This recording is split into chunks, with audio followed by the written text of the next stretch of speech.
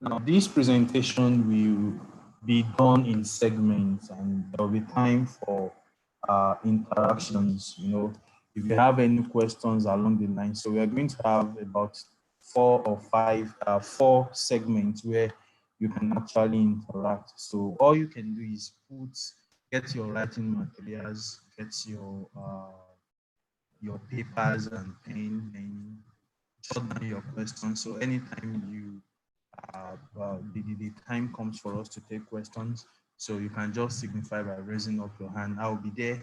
I'll be here as your anchor to key you in, and then you can just go straight to your question. So thank you so much. We can see a lot of colleagues that are already online. So presently we have about 78 people online, and we hope you enjoy this session.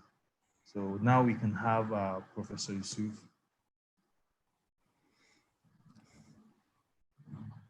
Distinguished colleagues across the world, I want to welcome you to the 6th in the series of our webinar. I want to thank you for being part of this program, and we hope you are going to give us feedback regarding the program. We will now go straight to the webinar. Like the host had given information, there are 4 sessions. After each session, we would pause for around 5 minutes so that we can address issues and questions. So I will start the presentation now for the webinar.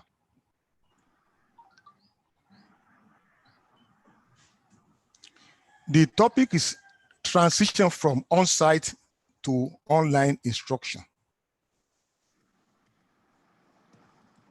Transition from on-site to online instruction. If you look at the topic which was sent out earlier, it was learning. But we felt we want to capture the whole gamut of activities surrounding teaching and learning.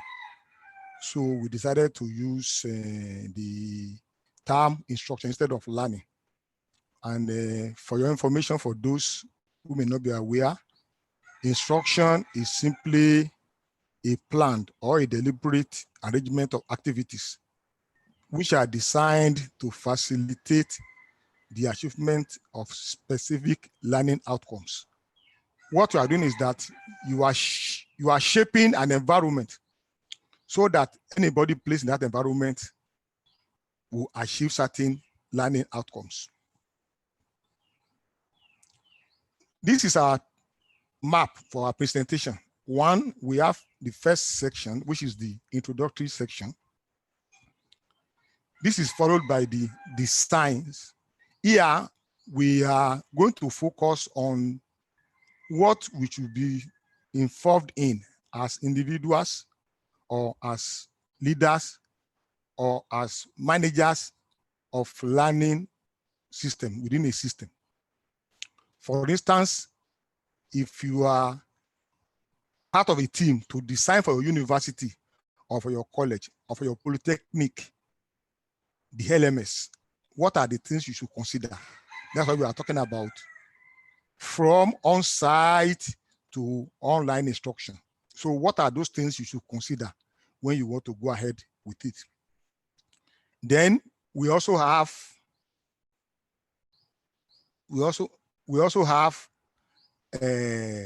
the ERT. What is happening is what we call the emergency remote teaching. People are calling online teaching now. Online teaching, it is always a planned thing. It has procedures and there are standards. But when people are forced to go online, it's simply emergency remote teaching. And that's what is happening now. We'll talk about it. That's the third segment of our discussion. Then we'll be talking about how we can use the email. People have complained about the fact that there is no network, my environment is not good enough, we don't have the resources. We want to share ideas with us on how we can use email for what we call the emergency remote teaching or emergency remote instruction. Because it's not planned, that's why we're using the word teaching. And finally, we'll be ending with the conclusions regarding our presentation. So we will start off with this first section, which is the introduction. We are going to discuss first our outcomes. What do we hope to achieve in this presentation? We hope that as individuals, we should be able to achieve the following. One, we'll be able to contrast among major terms associated with online instruction. For instance, people have been using the term distance education. People are using the term e-learning. They are using the term digital learning. They are using the term emergency remote teaching. They are all classified as online learning. We want to show the differences and relationships between all these terms. So after this presentation, you should be able to know the difference between the terms. Next, you should be able to choose the appropriate online instruction design for your institution. If you're a member of the committee, or you are a lecturer, you want to adopt it for personal institutional delivery. You should be able to, this is the best I should choose. That is our target. After going through this, you should be able to do that conveniently. And you should be able to schedule. We are still in a situation where we can't meet our students. We don't know when it will end, so we are under the emergency remote teaching period. We want to know the major steps you can adopt. You should be able to schedule. These are the steps I will take, and then you can go online.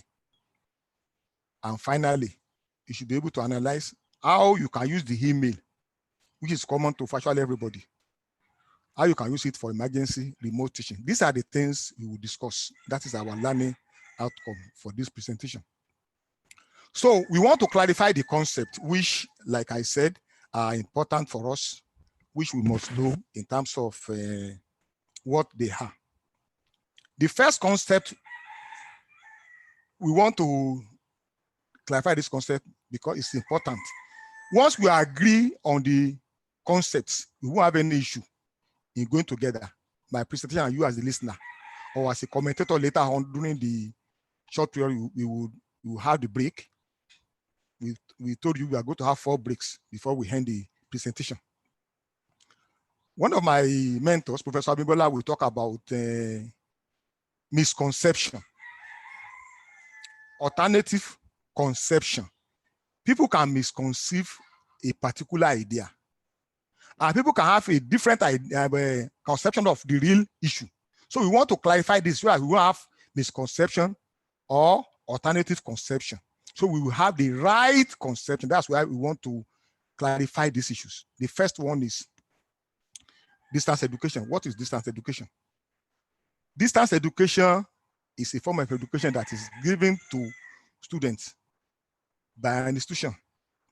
The student or the students and the institution, they are geographically separated. The learner is somewhere. He or she doesn't need to be within the campus to hand a degree or to hand a diploma or to hand a certificate.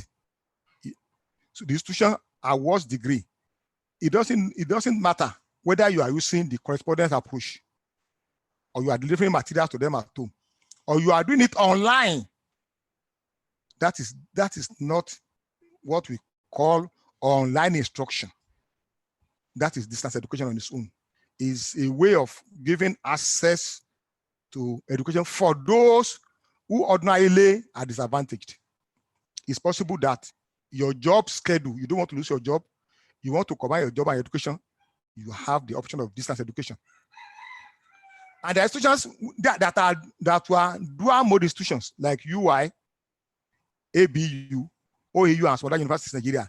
They run distance education, they also run the conventional one with students on the campus. We now have only distance education institution, which is the now National University of Nigeria and the NTI. Those two, they are fully single mode distance education institution. So you also have another term which we need to clarify, which is e-learning. E-learning is simply electronic learning. what is electronic learning? That means when you deliver instructional content using electronic means. It doesn't need to be online. It can be online. For instance, you can have it on CD. You can have it on your hard disk.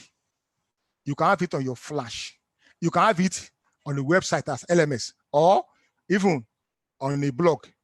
They are all part of e-learning. So online instruction can be part of e-learning. It's broader than online instruction. Digital learning is another term which people misuse in terms of talking about online teaching. Digital learning is simply you are using digitally interactive technology for either enabling instruction or to enhance instruction. We'll talk about those two terms when we get to distance learning and online learning. Remember, there are some things that are not digital. For instance, now, if you're in the class, you are using your overhead projector, you are using the opaque projector. Those ones, they are analog projectors. They are analog electrical equipment. They are not digital. So digital will also subsume online instruction. We should know this. And then the other one is the emergency remote teaching. When do you talk about emergency remote teaching? You are talking about a process where you deliver instruction to learners within their location, outside the school environment, when there is a crisis or an emergency. For instance, and for situation like the COVID-19, schools have to be closed. Do we stop learning? The answer is no. Or there is a crisis, there is war. It happened in Afghanistan. Taliban was attacking young girls going to school. What happened was that people now use remote approach to deliver instruction online. So remote teaching is not always planned. However, if you are planned very well and you have a well-established online learning platform or instructional platform, it will fit seamlessly into your remote teaching. So once you have a very good and robust online instructional platform, you can be sure if there's an emergency, just move up. We will talk about this one when we are discussing data. And then the online instruction is simply instruction that is delivered using internet resources. It can be to you now. No technology is low as your email. It can be just your WhatsApp. It can be your Instagram. It can be your Twitter. They are all on, because they are based on internet access, either on portable devices or non-mobile devices. So once you are delivering instruction to that one, you have online instruction. So we will continue with, now we are showing how they relate. E-learning, this Venn diagram will indicate what we will see within the three. They are dependent or they are related. So e-learning, when you have it, it doesn't stop you from incorporating the digital component. Distance learning is mainly now through that means. Emergency remote teaching is going to involve e-learning, and all of them you have within the middle online instruction. That is the reality. It is the intersect. So you can use it for, it's part of e-learning, part of digital learning, part of distance learning, part of remote teaching. So it's an eclectic term that's accommodated. It is simply a way of facilitating instruction at every setting.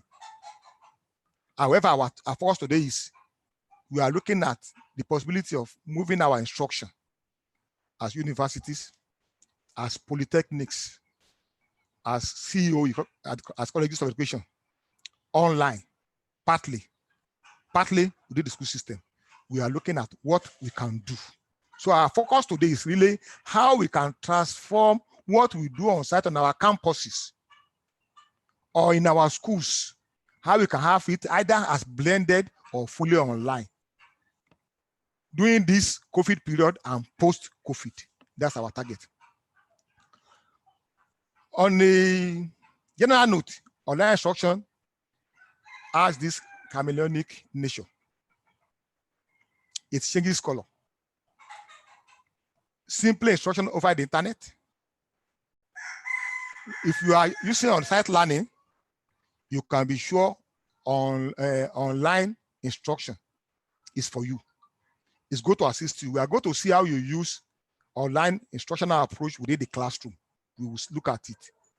And for those who are regular students in universities, in polytechnics and colleges, how can we teach them using the online instructional approach? For distance learning, you can't avoid it now. It is very important and it's unavoidable. There is no quality distance learning institution that will not have online sector of the same thing. Then you have what we call the blended learning. So you have it both online learning, both on-site learning, they are matched together to make for quality instruction. We also have the emergency remote teaching, which we have talked about. That means under situations we were not planning for. Like I said, it happened in Afghanistan. It also happened in America. Due to the Katrina problem, students were being taught at the refugee camp where within the compound of their family members. So we want to look at the difference between online education and distance education and online instruction. The first difference is about location. The institution and the learner, they are separated geographically. It can be somebody within the same city, but that student is not obligated to come to the campus for any instructional discussion. Then, as for online, it can be the same location. You can use online within the classroom. It doesn't need to be in different locations.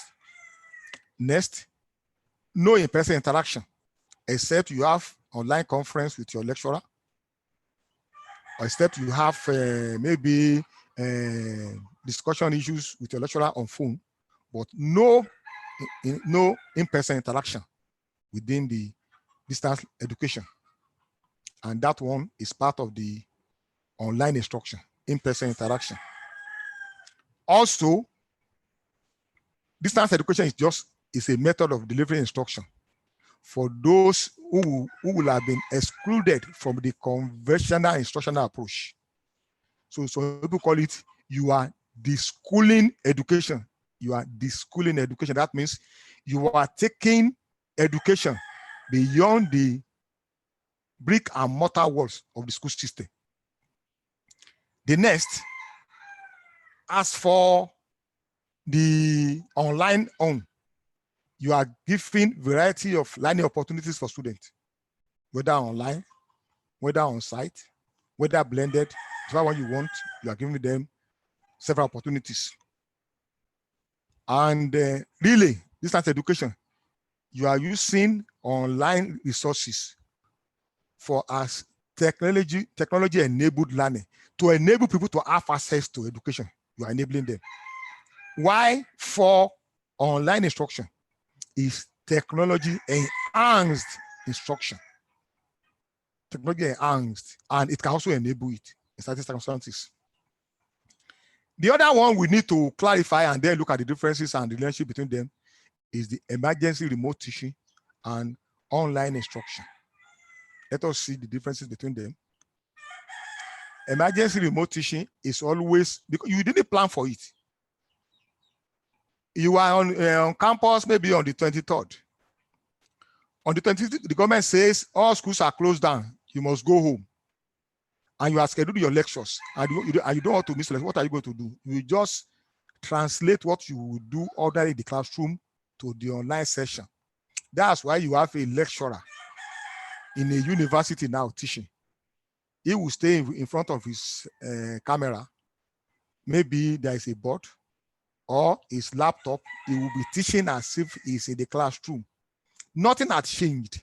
It's just transferring the classroom learning to online session. Nothing has changed. It's candid instruction. As for online instruction, it is structured, well planned.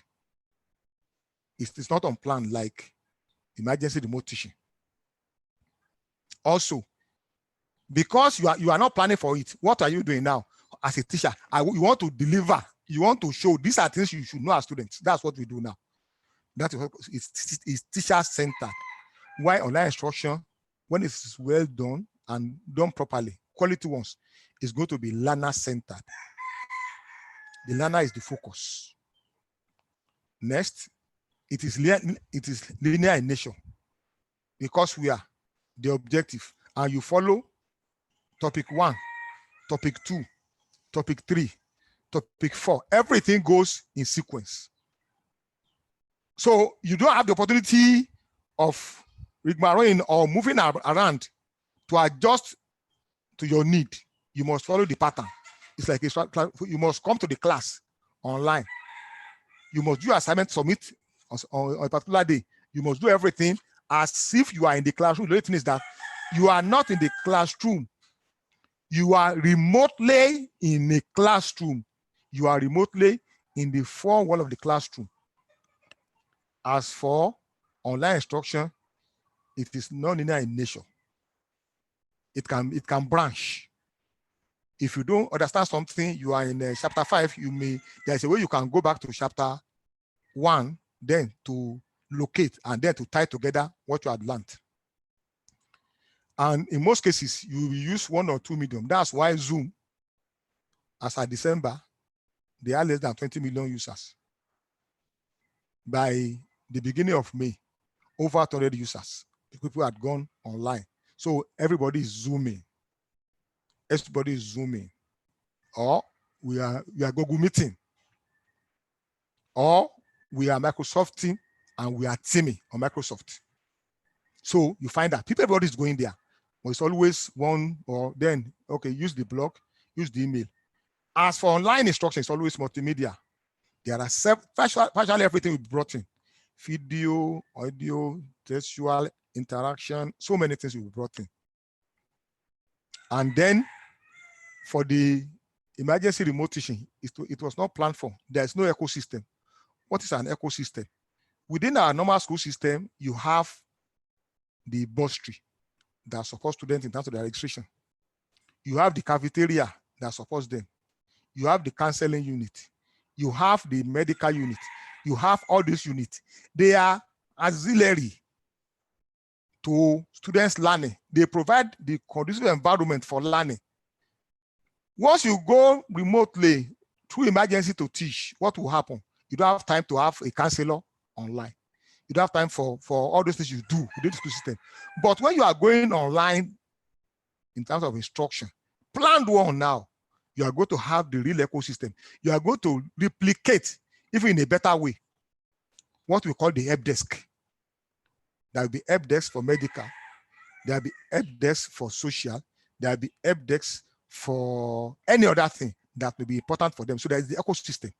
You don't have such a thing within the emergency remote teaching. Now, because of the emergency remote teaching, it's already generating issues globally. For your information, as at last week, this was information I got on Tuesday last week, now a week now. Students at over 25 universities in America, they have filed lawsuits against their schools on online teaching, the ERT. They said, but this is not what we paid for. You remember, it's not free of charge. Not FOC, you must pay. There are very few institutions where you do not, where you pay, just like the universities, but mostly you pay. And what are their complaints about the online teaching? They are saying the ERT, what they are saying is a poor substitute for classroom learning because it was unplanned. Emergency situation, you don't start going into nitty-gritty of what you should do. They also complain about little interaction between students and lecturers. It is now teacher-centered. The man or the woman comes to the class, he delivers a lecture, nobody can talk. And when you want to talk, there is no network to be able to interact with you. There is no alternative route to be able to interact with him or her. So they also complained. And also, they complain about class discussion stymied. It's sterile. It's not lively like it used to be. It's not lively. It has no human component that they had seen practically in their life before now. And finally, they talk about the quality and academic rigor that it had decreased significantly. These are their complaints about online teaching. And not really about online teaching, it's about emergency remote teaching, like we have in Nigerian universities that are operating now, like we have in most Nigerian colleges that are operating now, others like that. It's not really online instruction, it's emergency remote teaching they are having now. So that is the first part of this. You pause now, and then we welcome, maybe you will be able to answer questions, and we will be able to also go into other things. So, Mr. Wale. Okay. Thank you very much, sir. That was a very wonderful first part of the presentation. So, and we would like to ask if we have anyone with questions, opinion, just make it briefly and wrap it up within 2 or 3, everything within 2 or 3 minutes we want to be done from here. So I'll be here to take your questions. We have 6 participants already raising their hands. Okay, so I'm going to take Mr. Amos Onoja. Over to you now. You can unmute your microphone and talk. Amos Onoja. All right. Good afternoon, everybody. Good afternoon. Okay, sir. Thank you very much, sir, for the lecture, sir. My question now that I want to ask is from the characteristics of the difference between the ERT and the online teaching that is being brought upon now. Can we now say the use of WhatsApp that some of these schools do, where they are a kind of interaction between the teacher and the student, can we also refer that as online instruction? That's my question, sir.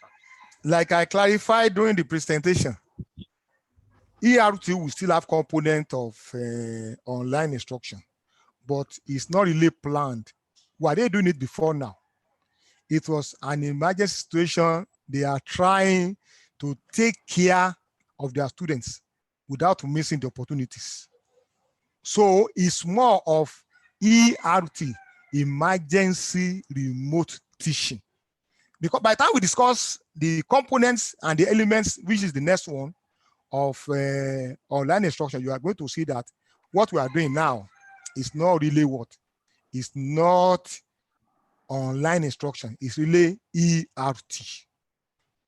Okay, yes. Sir. Thank you so much for answering the question. So I want to suggest maybe we take the questions first, then you just answer to them all at once. Okay. So now, Grace Akombi, please, you are on. Grace Akombi. Unmute your microphone and talk, yeah. Yeah, thank you very much. Now, I just want to ask that, don't you think it is high time that online platform is made compulsory as part of accreditation processes in our institutions of learning, especially in higher institutions? Do you get me? Yes, I got it. I got the question. You will respond to the question. We have Mrs. Dr. Sherifat Balogun. Dr. Sherifat Balogun. Okay. Please, you can speak on the microphone. Okay. Good evening, everybody. Good evening. Good evening, sir. My own comment is that I've observed something because I'm an administrator in the secondary school. I observed that the major difference between the ERT and online instruction is that these teachers were not taught how to use all those tools for teaching before now. So taking them through it, and not even physically, taking them through it online has a great negative effect on the delivery aspect. So that's just my own observation. Yeah. Okay. Thank you so much. So we'll take the last one. Afosi Shegun. Please, you are currently home now. Unmute your microphone and talk.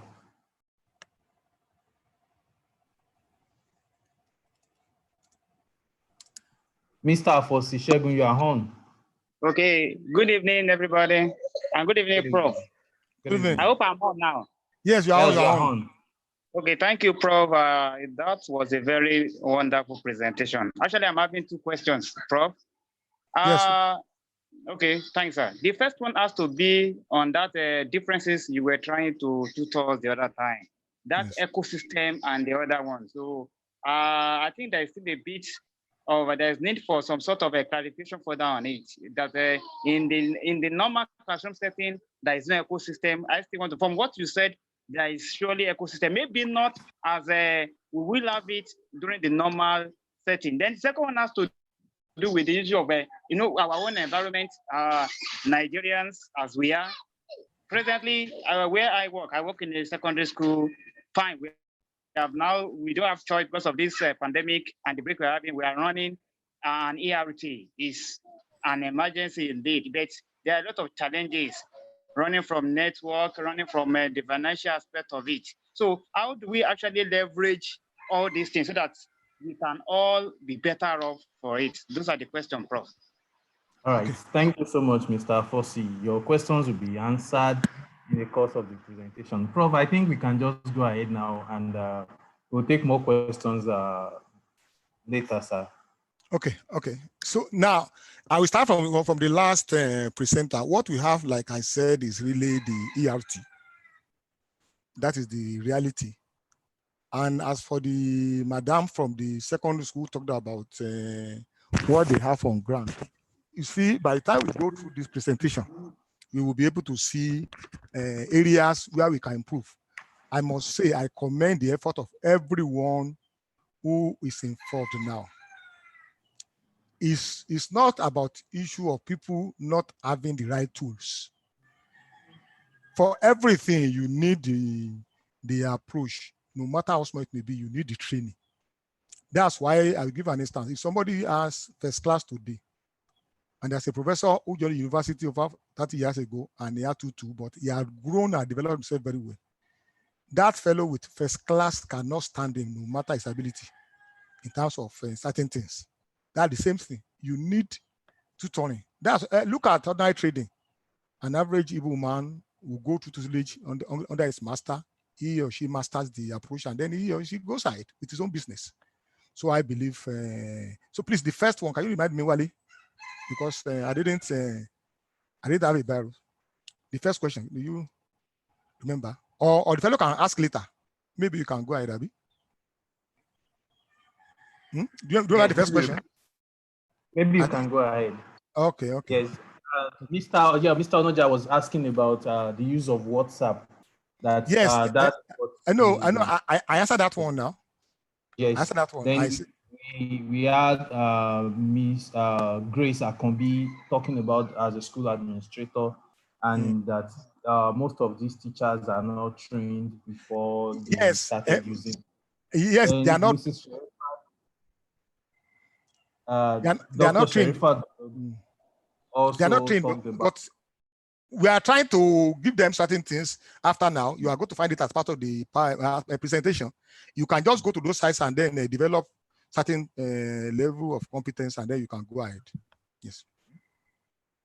Yes. So Dr. Sherifat Balogun suggested that maybe online learning platforms should be part of accreditations for schools. Yes. Yes, I missed that one. That one is very, very important. Yeah. However, NUC, the NCCE, the NBTE will have to change their modus operandi. For instance, now, in terms of promotion, whether you do anything online or not, doesn't matter. In fact, if you are going to establish a university as dual mode now, the condition is not that you must have robust online platform, is that you must have 70% of your materials in printed form to start a program. That shouldn't be the case. It should be that it should be for teacher education, everybody must go through a course or two on online instruction. That should be basic. And people can even have advanced training also in that area, because it's not just about one thing. Technology is always evolving every day. So I think we can go ahead. All right. Yes, I think we can go ahead. You taking Mr. Foss's question. Now, we will continue with our design now. Online instruction design. For this, what's our goal? Our goal is to give us what are those things that you need to take into consideration if you want to move your school, your institution from just on-site to online. What are please, for those of you who are already into the business as private school owners, or those of you who may be involved in your institution as part of the team to develop after now the framework or the policy statement and document for your online, please, this aspect is for you and for everybody who believes we must move online. First, there are three basic things that are important in terms of online instruction. You want to ensure that student has certain things, what we call student content. Students are within the campus or in schools for them to be able to learn. That is the primary goal.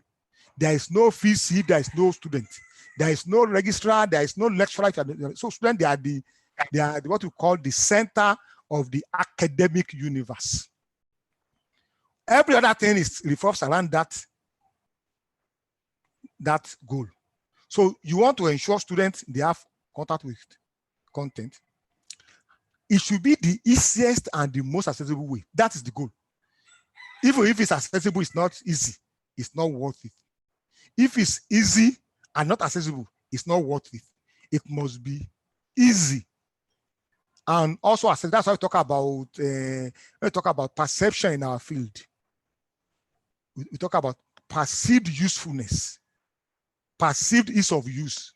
So it's part of the accessibility and easiest issue here.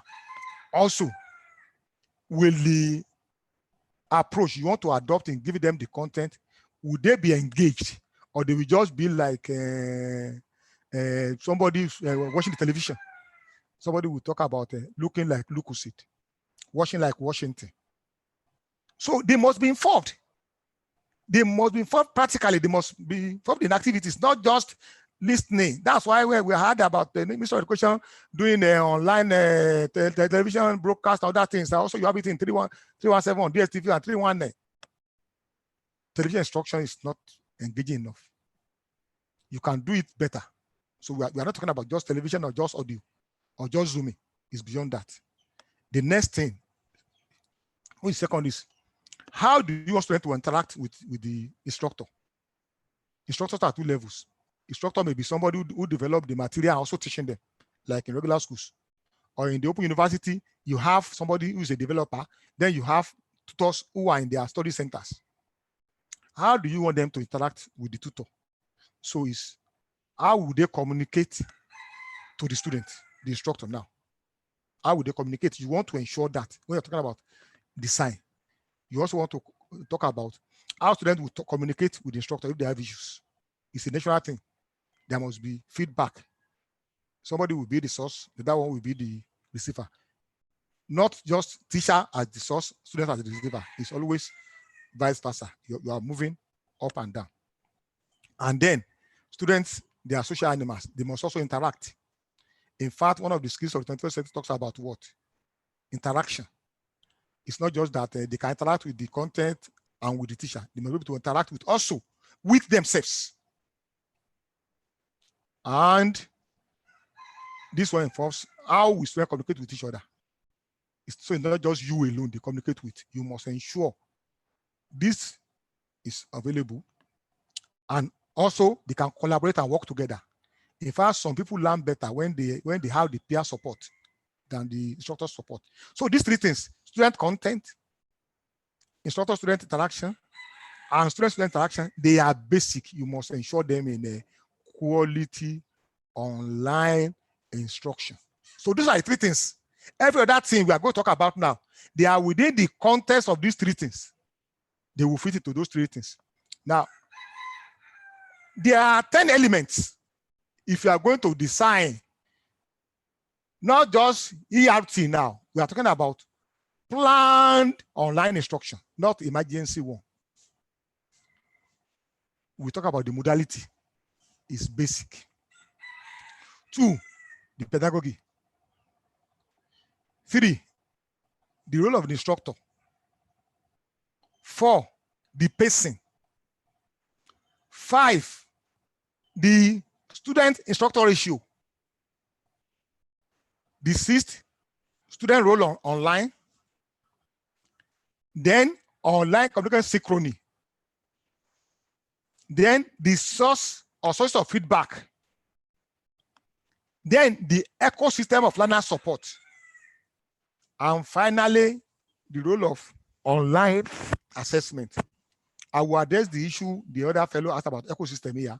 I forgot about the question while I was addressing all these issues.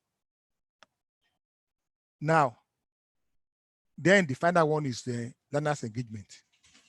These 10 things are basic. They are fundamental. They are fundamental, and they are things you will need to do if you want to have quality one. If not just emergency one. And we will talk about each of them. Please note each of them, because each of them, they have their own place. These 10 things must be taken into account when you are planning to go online. That's what I'm talking about. What now? We are moving, or we want to navigate from just on-site. We want to transit from just on-site to online instruction. The first for modality. There are 4 ways you can use online instruction. Most of us will have heard of smart classroom. We also have heard of what we call the smart board. That's a case where a lecturer comes to the class. You ask them to go online, and you take them to maybe a virtual library or a virtual laboratory, or they go on a virtual excursion online within the classroom. When you do that one, is an approach to using online instructional resources. We call that one classroom enhanced or web enabled face-to-face, F2F. Classroom enhanced or web enabled face-to-face instruction. That means you are using you can develop materials. And this is very good for Nigeria. I'm part of the system, and I know what is happening. There are times we don't have the resources, but there are so many free sites that can complement what we are doing. Nothing stops you from using the online materials within your classroom. You guide the student. You are there, it's face-to-face. They look at it, they talk about it. When you use such a thing, what you are doing is a modality or an approach in using online resources. One of the online approaches, that is a classroom enhanced web-enabled face-to-face instruction. The next one is what we call the fully online.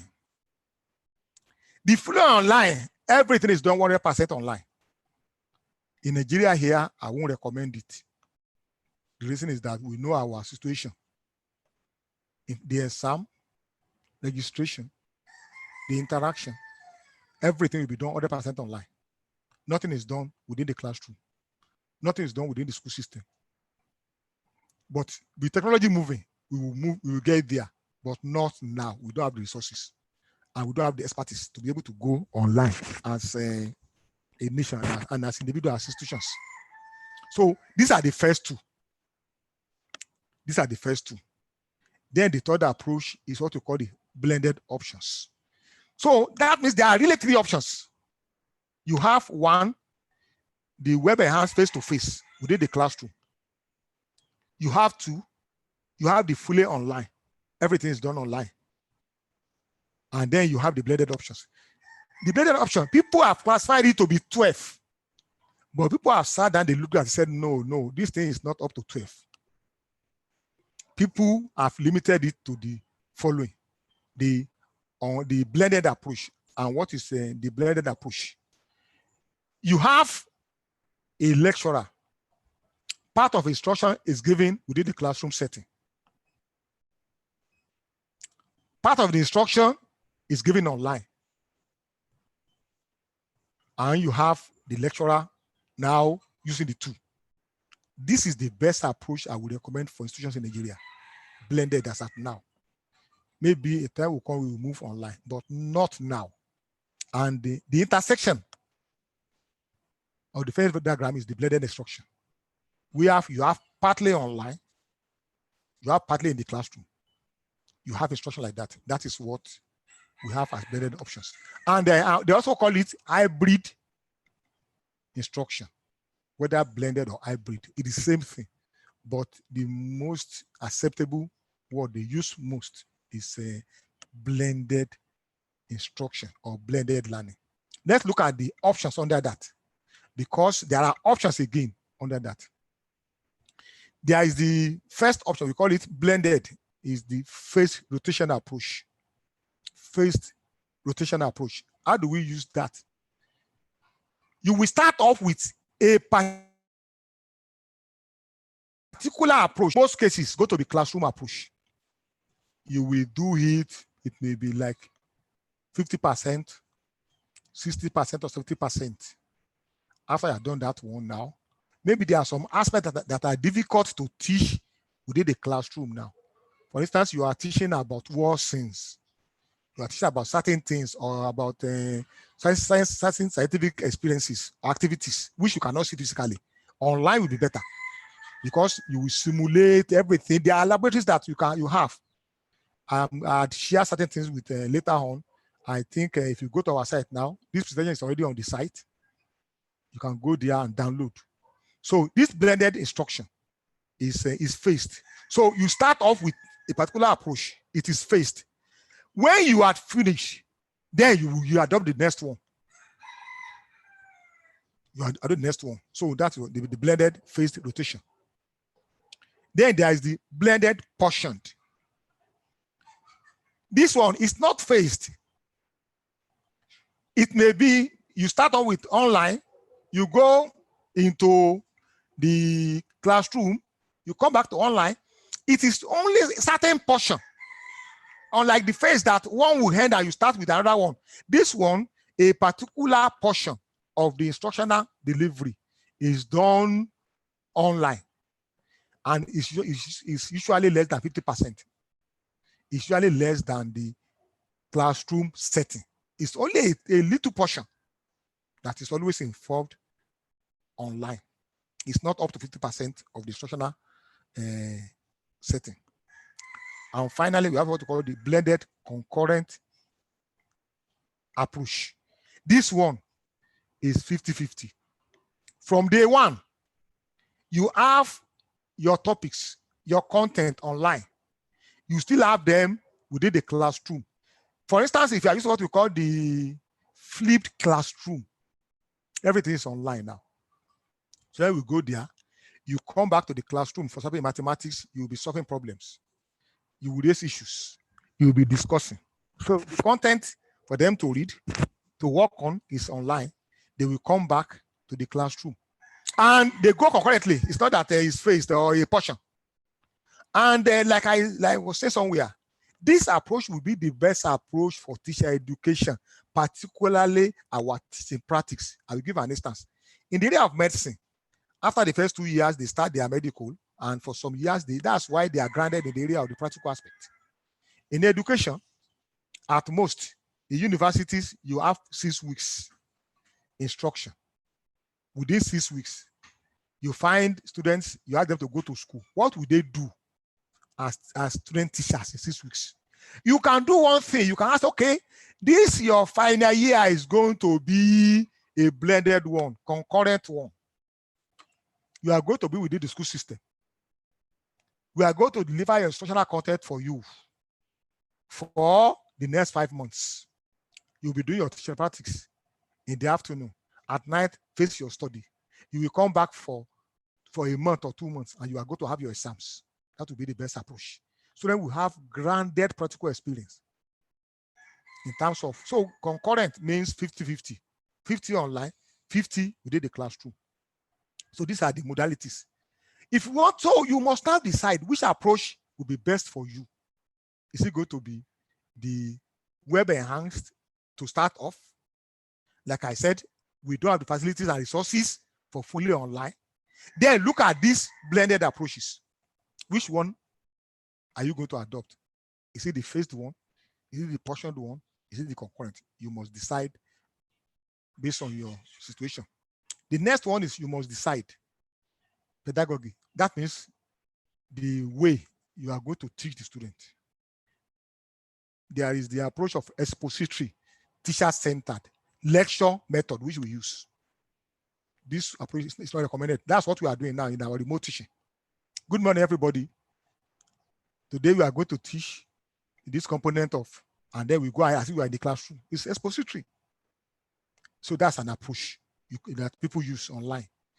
Like I said, it's the candid instruction that they are transferring to online instruction. Then there's the practice, where students are involved in hands-on experience, hands-on activities. From hands-on, they now develop their skills and their knowledge. They now do critical thinking, they reflect on what they are doing, and then they have their degree. And then there's also the exploratory. They explore things, they do it so close to the practice also. Exploratory, in fact, it's also student-centered, and they work on it. And collaborative also, where students, they work together, in fact, as a team to work on something. And I will advise, when you are going to adopt this one, it's important that if you mix, because you need to introduce your lesson to the class. Introduce your lesson to the class. That's going to be expository. And when you are going to have a conference with them, it may be more of expository, but you talk about it. So then, what are the roles of the instructor? What you must decide? Somebody who is going to be an instructor in your school system, or in your own plan now, what will be his role? Or you as a lecturer, what will be your role? You can be active online. You must be active. Be active, not using the expository approach. Be active in being a guide by the side for the learner, not a sage on the stage for the learner, where you are dominating. No. You must be a guide. That's what you must be. Be active. And then there are some, it's always small presence. They just contact the student, they're going to do this. In fact, no conference, nothing.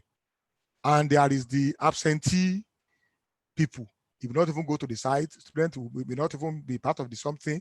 He's just going to do it at the end of the semester. This is not the best. In fact, you must be active in your instructional approach online. But like I said, don't dominate. The pedagogy should not be expository. It can be expository or collaborative practice, but you must be active. Guide them. They know you just pop in. For instance, if you are using the Zoom as your means of their class, you can have classes, you can group them together, they work. You just start it off 5 minutes, then divide them into their classes, and then they can work. Just pop into any of the groups so that they know, oh, guys here. You keep them on their toes, so that they can work. The next one is the pacing. When you are determining your online instruction, what pace? Is it going to be self-paced, open entry, open exit? What is self-paced? The learner knows it's not that you are tied to a classroom schedule. This course must be finished. This is for year 1 of your program. If you like, you can do it this semester or next semester. You can start it off. It's you that knows the time you are going to finish. You must do the exam. So free entry, open exit also. So it's self-paced. It's you know your time. So you can design your learning to be like that. Part of the design options. There's also what we call the class-paced. The class-paced is there is timeline. So date you must be online for the conference. There is this assignment you must submit. So you must go with the class. Once you miss it, you have missed it. You have missed it. So there is the self-paced, there is the class-paced. And class-paced is the one that goes, it's like the normal classroom, but they do it online. We'll talk about it later. And then there is class-paced with some self-paced, and this is what I will recommend. For instance, in Nigeria now, if you are talking about class-paced, a student is in an area, within that week, there is no electricity within the city. Everything is done, is in a remote area, you can't even go online, and you penalize him for not being online. That is not fair. So it should be class-paced, that is true, but you need some level of self-paced. Our technology should be able to determine that, oh, from what I'm looking at, some people will need to go along gradually. So I'm going to put the time frame. However, it's going to be accommodating for those who have the new cases. It's like some students, when they are going to the normal university campus, there is accident or something, and they misunderstand. What do? You get what to call makeup, alternative to the initial exam. So the self-paced approach will allow that one also. Then it's important when you are going to determine what you are going to use in terms of your resources. Are you using video? Are you using what type of video approach? So because you must know what is in terms of student-teacher ratio. For instance, if you are using certain webinar applications, they can only accommodate 50 students, and you have more than 50 students. The free Zoom can only accommodate up to 100 at a meeting. If you have up to 500, what are you going to do? Are there alternatives to Zoom you can use? Yes, there are. These are some of the things you should be able to explore. So in that area, so what you will use if you have less than 31 to 1, 35 to 1, you may consider, oh, that will accommodate virtually all available applications, audio, textual, to 35. But at the time you are having between 1 to 99, then you are moving up. You may need to change the means in terms of what I'm going to use. But when you move to between 100 to 999, close to 1,000 now, 1 to 1,000, that means you have to change it. That means you have to pay more for the service. Or if you have open source, you have to find a way of defining them. You must. So this will determine what you are going to do. In terms of your planning, if you don't plan for it, you are planning for just 200. You now have online 500. What will happen? For instance, we have to take certain measures to accommodate the number of participants at this webinar. We have over 200 now, at least 200 participants. We will just use anything. We have to accommodate those participants. So also, where you now have over 1,000, we have in some universities, you have students up to 50,000 for general studies. General studies. What are you going to do? Are you going to have scalable server? Are you going to have approaches? Are you going to divide them into sector? These are things you must decide when you are planning for online instruction. That's why it's not just about just doing it. Remote emergency one will not do, because you are planning. And then at the end of the day, you have in your class 500, only 100 can join you on Zoom. You have eliminated what? 400 majority. Even instructionally, it's bad to even eliminate one student deliberately. You must accommodate everybody.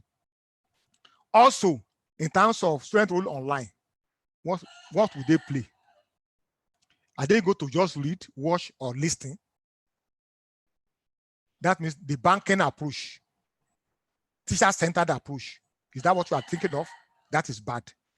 You may have to think about what they will do. Will they complete problems, the problem activities, or will they answer questions? That is better.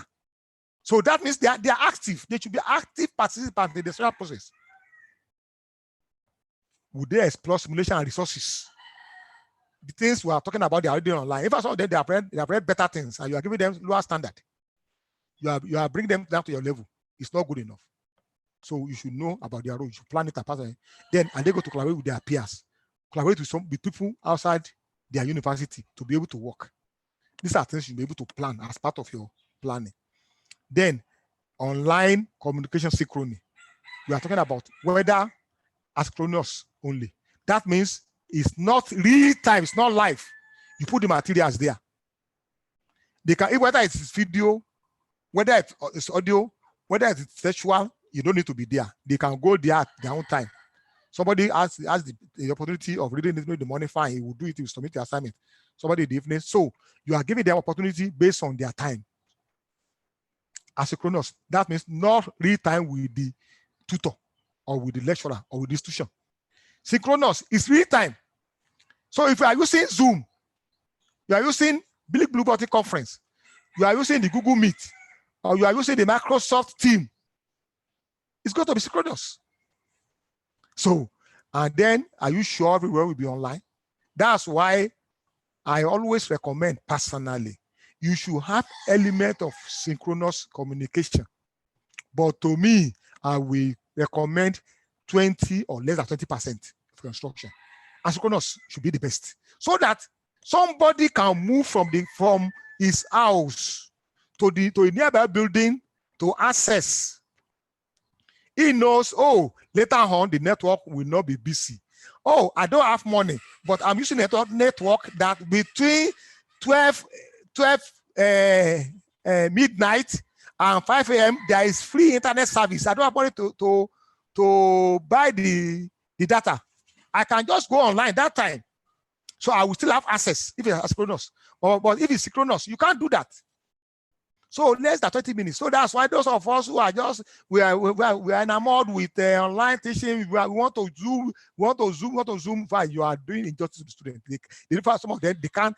That's why. But I will recommend if you want to zoom, let them switch off the video aspect. It will consume less bandwidth, and then they will not fall out. With just 3G, you can be on Zoom very well. But 4G, you will need it for real video. And then some blend of both. That's what I would recommend. But like I said, except when it is important, you want to invite a guest speaker, or you want to say certain things, you want to be part of the class, it should not be synchronous always, like we have now. Now, how do you do the feedback? Automated. That should be the first thing. A student is registering, is submitting his assignment, is not submitting, there should be automated response to say, we have received your something. You don't need to start waiting for that. There are things you should automate. In fact, something should be automated. In fact, if you have like objective questions, and you are doing it as maybe self-assessment or just part of the assessment or quiz, or you are doing it as online examination, if you are doing that one, there should be response. Okay, you have submitted your responses, and then expect your result. If, in fact, I would recommend, don't allow your, the question is that it's not always good at times. For if you are doing online examinations, for those who are doing it now, it should not be immediate result. Why? They will be telling their colleagues, oh, I did, I know I missed 50. Some people are still doing it. They'll be following each other. So it should be automated, so all the feedback. Some are teacher-based. You have to go through it and then give them the immediate response. And then some people were communicating with me online based on the registration of this Zoom. I had to respond as soon as possible so that they can have information on what is happening. Also, so some will be by their peers. This is very important when you have a class of 5,000 or more, or 1,000, to do it alone. What you can do is that there are ways through the LMS, you can allocate another student to mark without knowing he's marking his friend's own. It's going to be anonymous, and it will mark. There are ways you can do it. These are things that you can have later on when you have real training on LMS. And then the ecosystem, like I said, of learner support, what we call the help desk, tutors and teachers.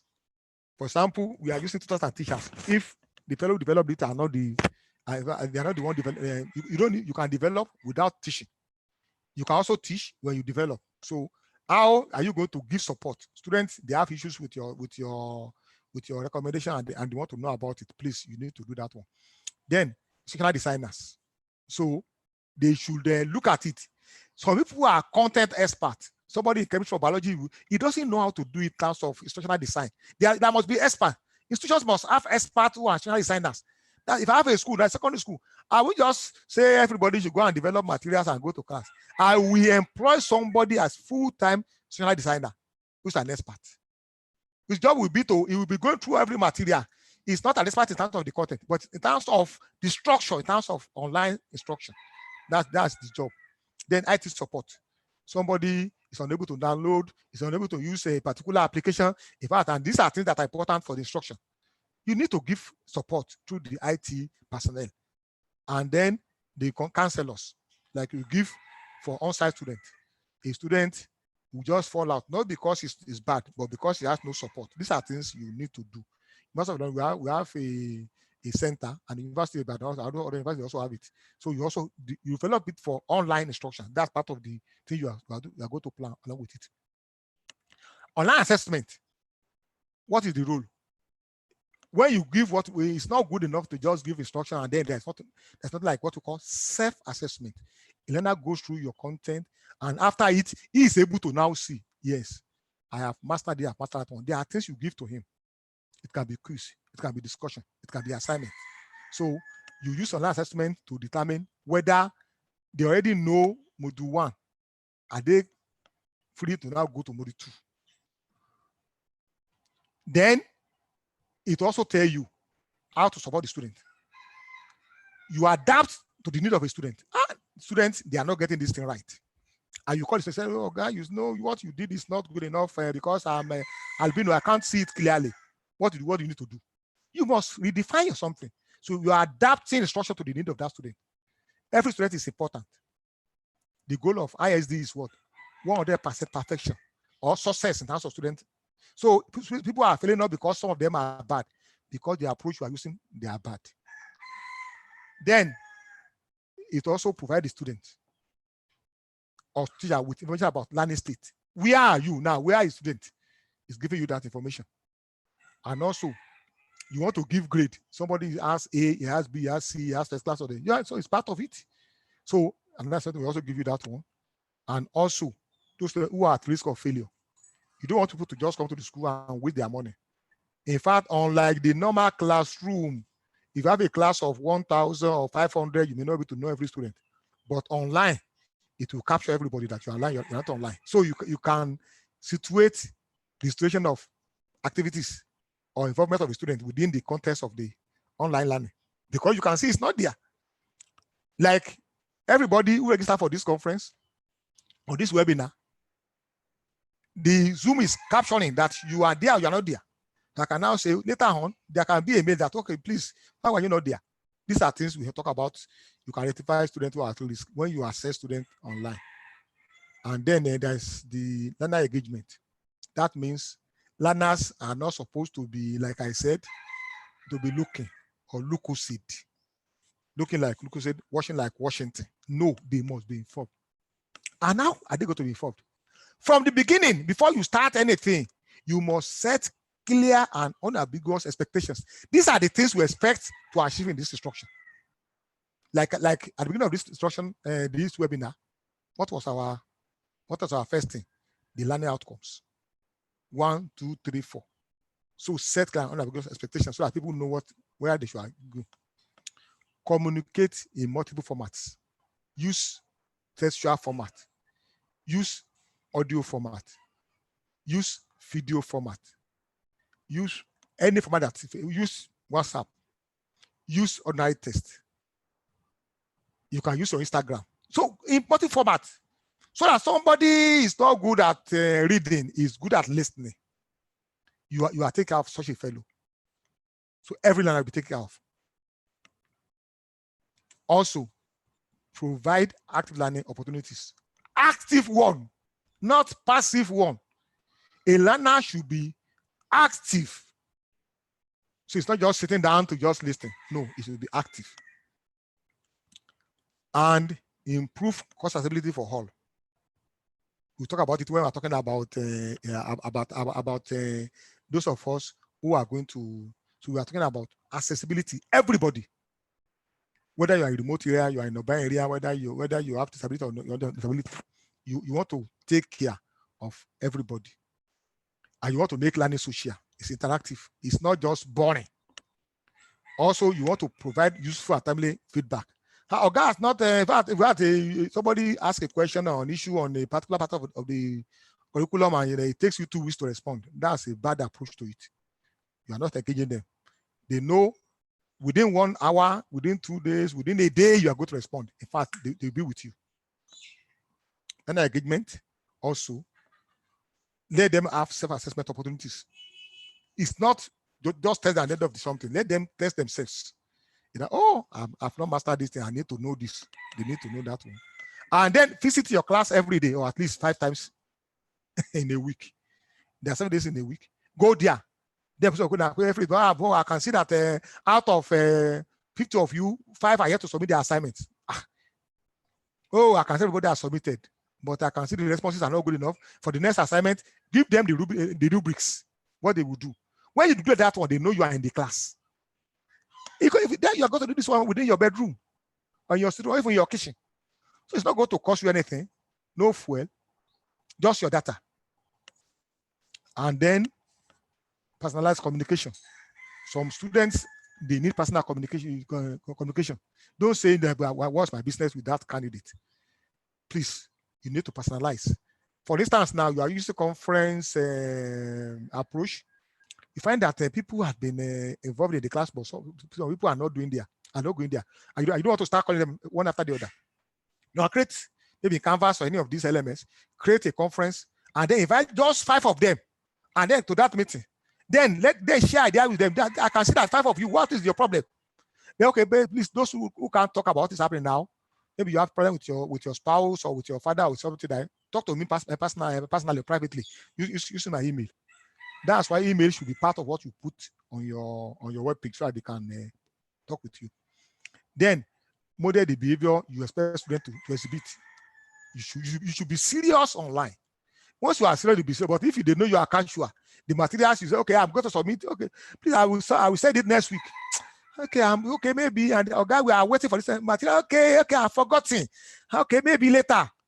Once you show that attitude of laziness, or forgetfulness, or carelessness, they will not be involved in your class. That's failure for that class. So you need to be active and show what you call that you are motivated, you are interested. Show them, and they'll be motivated to also be part of your class. So that is the end of the second part of the presentation. So, Mr. Wale, you can now take over. Thank you very much for the such wonderful segments. I can see a lot of hands being raised here. But before then, I would like us to take some of the questions that have been sent using the Q&A feature of the webinar platform. The first one is from Edward Alademeri. That's better. And the question says, thank you so much for the presentation so far. We need a curriculum review so that the online instruction be made part of teacher preparatory program. To meet up with the present pace, we need capacity training for the I think that is just an addendum to what you have said. Yes, then we have, certainly we are planning to have that one. Yes. Okay, we have one from Dr. Akinsho Unilag. And then she said, according to the Venn diagram presented, there is a connection between distance learning and every other aspect of learning, including online. Yes. When you were explaining the difference between online and distance learning emphasis, and when you are explaining the differences between online and distance learning, emphasis was made on interactive session. But there is also an interactive session in form of discussion or quiz on distance learning. So, well, the question is not clear to me. I don't know if you get any. No, it's not a question. It's just a comment. Okay, comment. Okay, so please, we want you to make your question precise and direct. So I want to activate Comfort Echo. All right, you are on now. Kindly speak on. unmute your microphone. Okay, Professor Ekpo. Please unmute your microphone and speak to us, ma.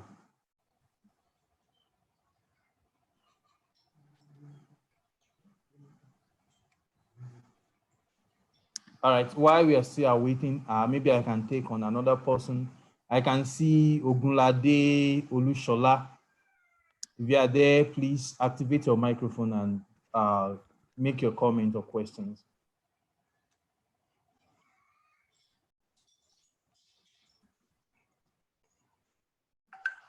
Ogunlade Olushola, are you there? Yes. Okay, please, you have the floor now. Good evening, sir. Good evening. There is one particular area I want to talk about. It's about the influence of the thinking of the teacher of now, because we are talking about the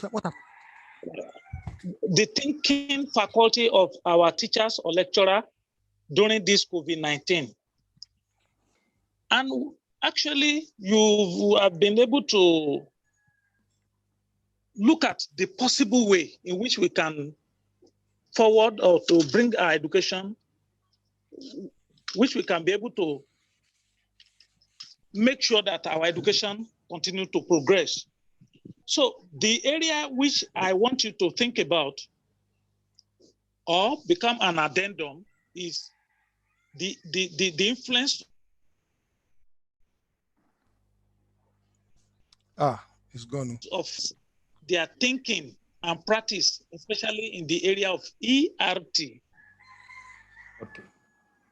All right. Thank you so much, Mr. Ogunlade. We got a question there. You want us to talk about the influence of teachers' attitude towards the use of ERT. So I think in the list I have Afiz and Sat.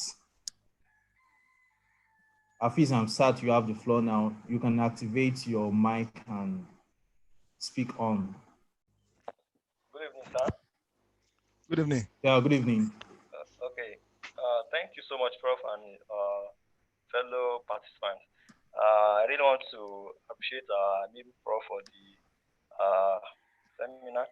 I just want to ask on under the elements of OID where we have facing. So Prof listed some facing where we have the self-paced, class-paced, and the class-paced plus the self-paced. So I want to ask that, Prof, if we are selecting class-paced with the self-paced, hope it won't probably affect the student that are ready for class if we have a particular student that maybe he or she doesn't have network in his or her area, and we want to consider him or her as well, and we have some that are already available for the class to probably take on based on the class space that the instructor has earmarked. And the question is also in line with the communication synchrony, where we have the synchronous and the asynchronous. And you said that you will recommend asynchronous. So I want to ask that for that synchronous as well, if we are recommending asynchronous, we then give room for peer collaboration. As in, if we are having a particular student that is not online, that maybe he or she has a special time he or she needs to be online, and we have some people that are online already. So can there be a connection between the synchronous students and those ones that are synchronous? That's my question. Thank you. All right. Thank you so much, sir. We have a question here from Abiodun Adeshino. He said there is a phobia of retrenchment of teaching staff when gone offline or online. Is this true, even to the computer compliant lecturers? I think Prof will take that.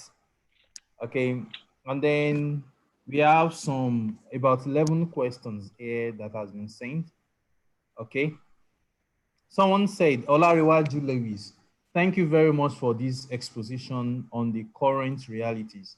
Please, how do you think assessment can be done if this situation persists. That is, how can assessment be carried out effectively online without impersonating or cheating? Okay, I think, hope you're getting down, sir. Yes, I'm writing them down now, so I don't want to miss the something else. Okay, thank you, sir. So I'm going to take Musa Doniye. That will be the final input from the audience for in this section. So Musad Oniye, you can kindly unmute your mic and talk to us. Yeah. Good morning. Good morning. Good morning. So, okay, it's coming from outside the country. That's good. This is 9 minutes to 1 a.m. in Malaysia. Okay.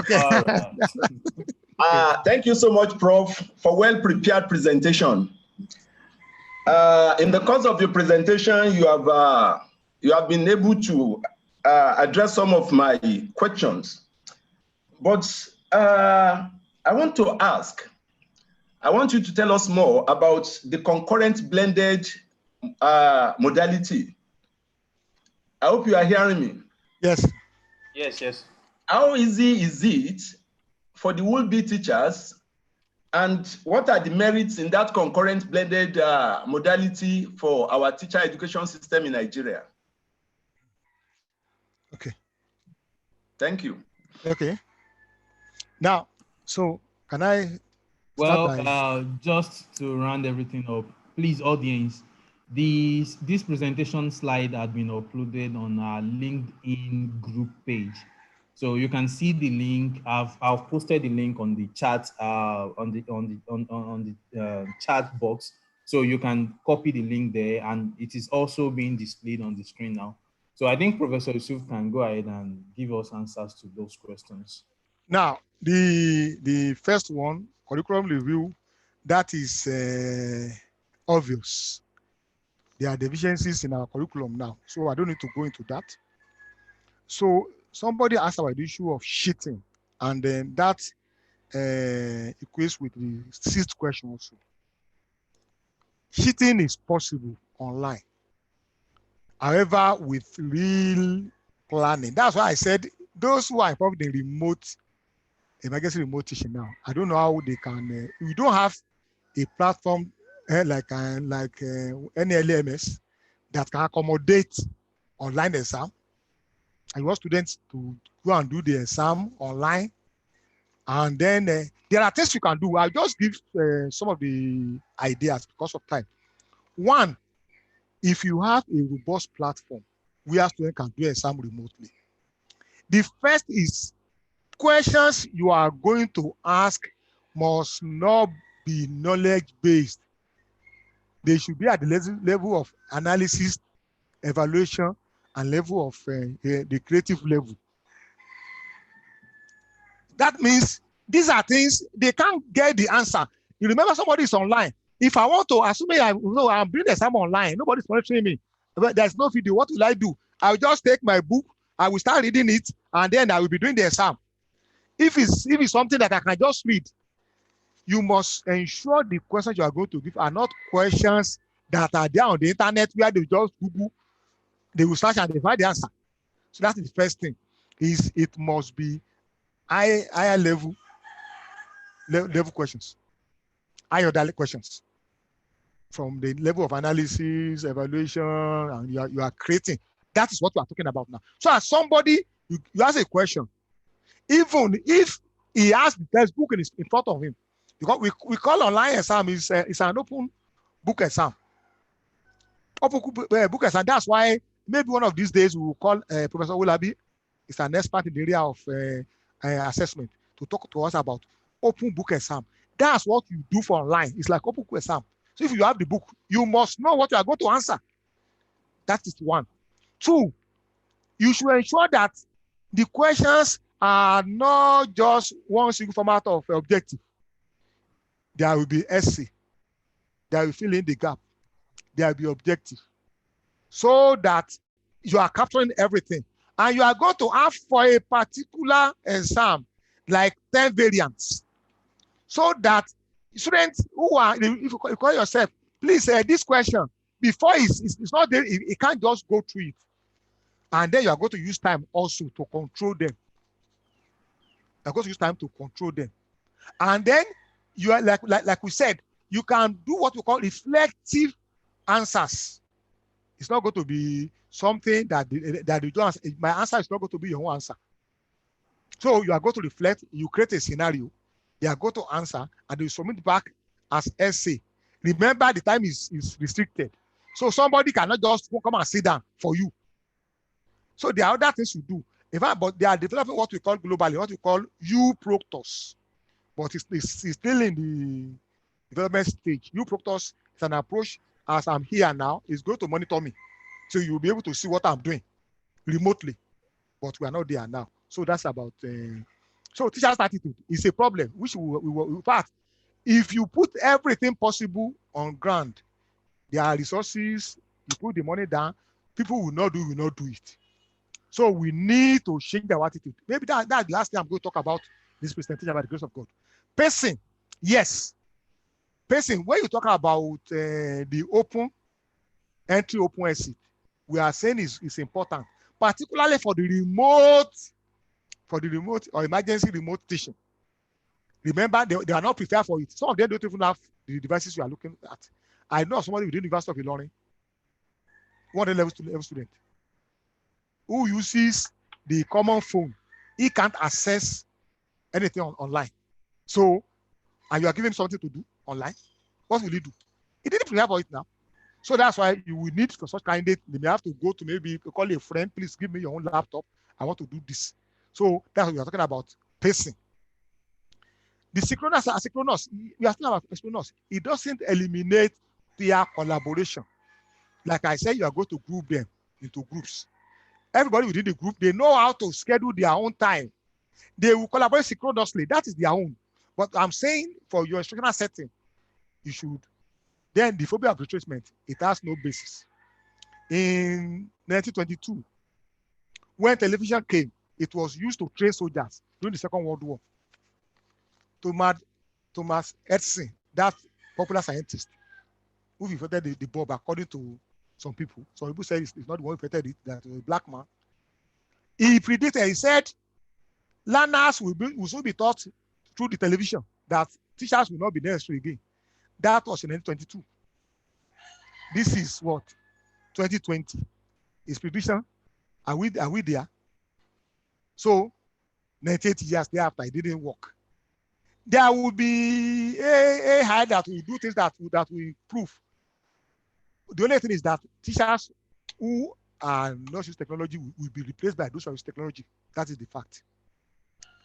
So the issue of concurrent and blended for teacher education, like I said, our students are just going for 6 weeks. That's why they get back to school. They can't even write simple lesson plan. It's not good enough. Concurrent will allow them, they will be within the school system for 1 year or for close to 8 months or 7 months. At the same time, the content of their instruction will be delivered. First semester courses, everything is going to be online. And you ask them, come back after 4 months for your exam. Students who are doing the distance education are other places globally. They don't visit the campus. They have their materials online.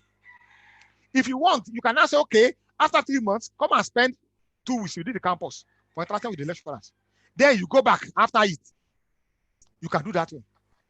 It's possible.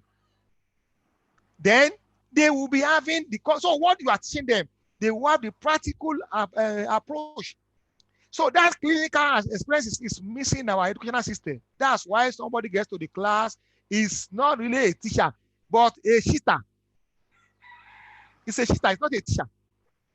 So it's possible. The advantage is there. It's going to improve the quality of our teacher education. And globally, people are adopting it. So that's my case there. So, Mr. Awali. All right. Thank you so much. Very sorry we couldn't take more questions like this. Maybe the next segment we can just take your question. But I would suggest you can keep it coming. Use the question and answer features. So you can send it there. So we'll reply in the course of the presentation. I think, Prof, you can go ahead with the next segment now, sir. Now, this is where those of us who are already into it now, the emergency remote teaching. What are those things you can do to improve what you are doing? Like I said, it's not my idea. If you go online, Professor Tony Bates, an expert in that area, they have developed the ideas. And then you have references at the end of this presentation, which you can also go through. Emergency remote teaching is what we are doing. And what are those things you should do to make it better than what we have? When you are planning for it, those who are doing it, you can just improve on it. Those who are yet to start, please just look at it. First, remember this is temporary. An emergency circumstance. It's temporary. So whatever you gain now, try to improve on it and transfer it to the normal classroom. That's the first thing. 2, do not think you are going to have a perfect course presentation throughout. This is what is you will wumble, you will fumble, you will fall down, you will stand up, and in fact, as you manage it, then you learn to crawl, then you learn to stand up, then you will move. So please, whatever you are doing now, I want to encourage you, continue with it, improve on it. But while you are thinking of it, consider the right technology you and your student have access to and can use. Do not start thinking about we must use Zoom, we must use this. Ask, in fact, if you have a WhatsApp group, ask them how many of them have access to internet. Ask them, not just internet, 4G internet access. That tells you the number of fellows who can join you. Okay, you can now tell them. So those of you who don't have access to 4G, maybe you can just join using your audio. Don't use your video so that you won't fall out. Give them hints. So use the easiest, like you said, the easiest and the most accessible. If what you have that you believe you can use now is what? Is WhatsApp. Just know how to use it. Within the next 2 weeks, WhatsApp, according to report, will be accommodating at least 50 people on a video session. YouTube is already doing it.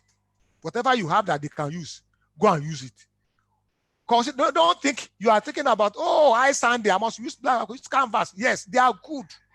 If you don't have them, use what you have to achieve your goal. That is the principle. Next, then before you first start, create what we call a curriculum strategy. And that strategy, you are going to adopt it throughout. Don't start it today. Tomorrow you are not going to use it. It must be a consistent strategy.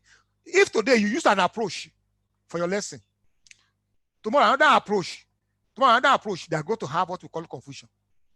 It's better create, how are you going to communicate the content, interact with the student? So have it outlined so that you don't say, this thing is not good, let me use another approach. For instance, now, you start off first of all with Zoom. Zoom is not good. So they learn to go and use Miss LR. Miss LR is not good. It doesn't have video. Let me go and use free conference. It's not good. They said this. You can use media miss. You can miss media rather, not media miss. You can miss media. However, be consistent. It's very important. That is the planning. And then remember, there is always this law. University of Illinois, I don't know if other universities, you must have 75% attendance before you can be part of a course. Are you going to still stick to that one? Are you going to modify it now? I will advise you, please modify it. Even when somebody wants to join you, he has a problem, he or she cannot join you. If you penalize him, he's going to have a problem. So automatically, you need to consider. So you are under emergency situation, this issue of attendance. You can still take it, but don't take it as you used to take it during the regular classroom. Then you are not monitoring their attendance. You are now punishing them. If I don't have access to internet, my network is bad, I can't be on the conference with you. Why should you punish me? 2 punishment, I don't have access. Second punishment, you are punishing me for not being online. Please, so consider that one. Also, whatever you have that you can move online. It's emergency now. Do not start thinking, oh, there should be one format. And if you have this ISD format, if you have ISD format, fine, that is good. But what you have now, move it online. Your lecture note, move it online if you can move it. Your discussion, if you have a way you can have, you can open a blog that can give you that privilege, do it. But you can have an assignment, you can just go ahead. You are using Edmodo before now, you just use it. Whatever you are using before now, move it online so that they can use it. And then if you create, there are things you will just use online. But if you are using things that you are creating yourself, be prepared for it very well. Let it be of quality because it's going to be online. When you are there, somebody else may see it. You prepare for online, even that you prepare for the classroom. That is certain. Next, get professional advice and then before you start. If it's possible, you know somebody, a particular expert.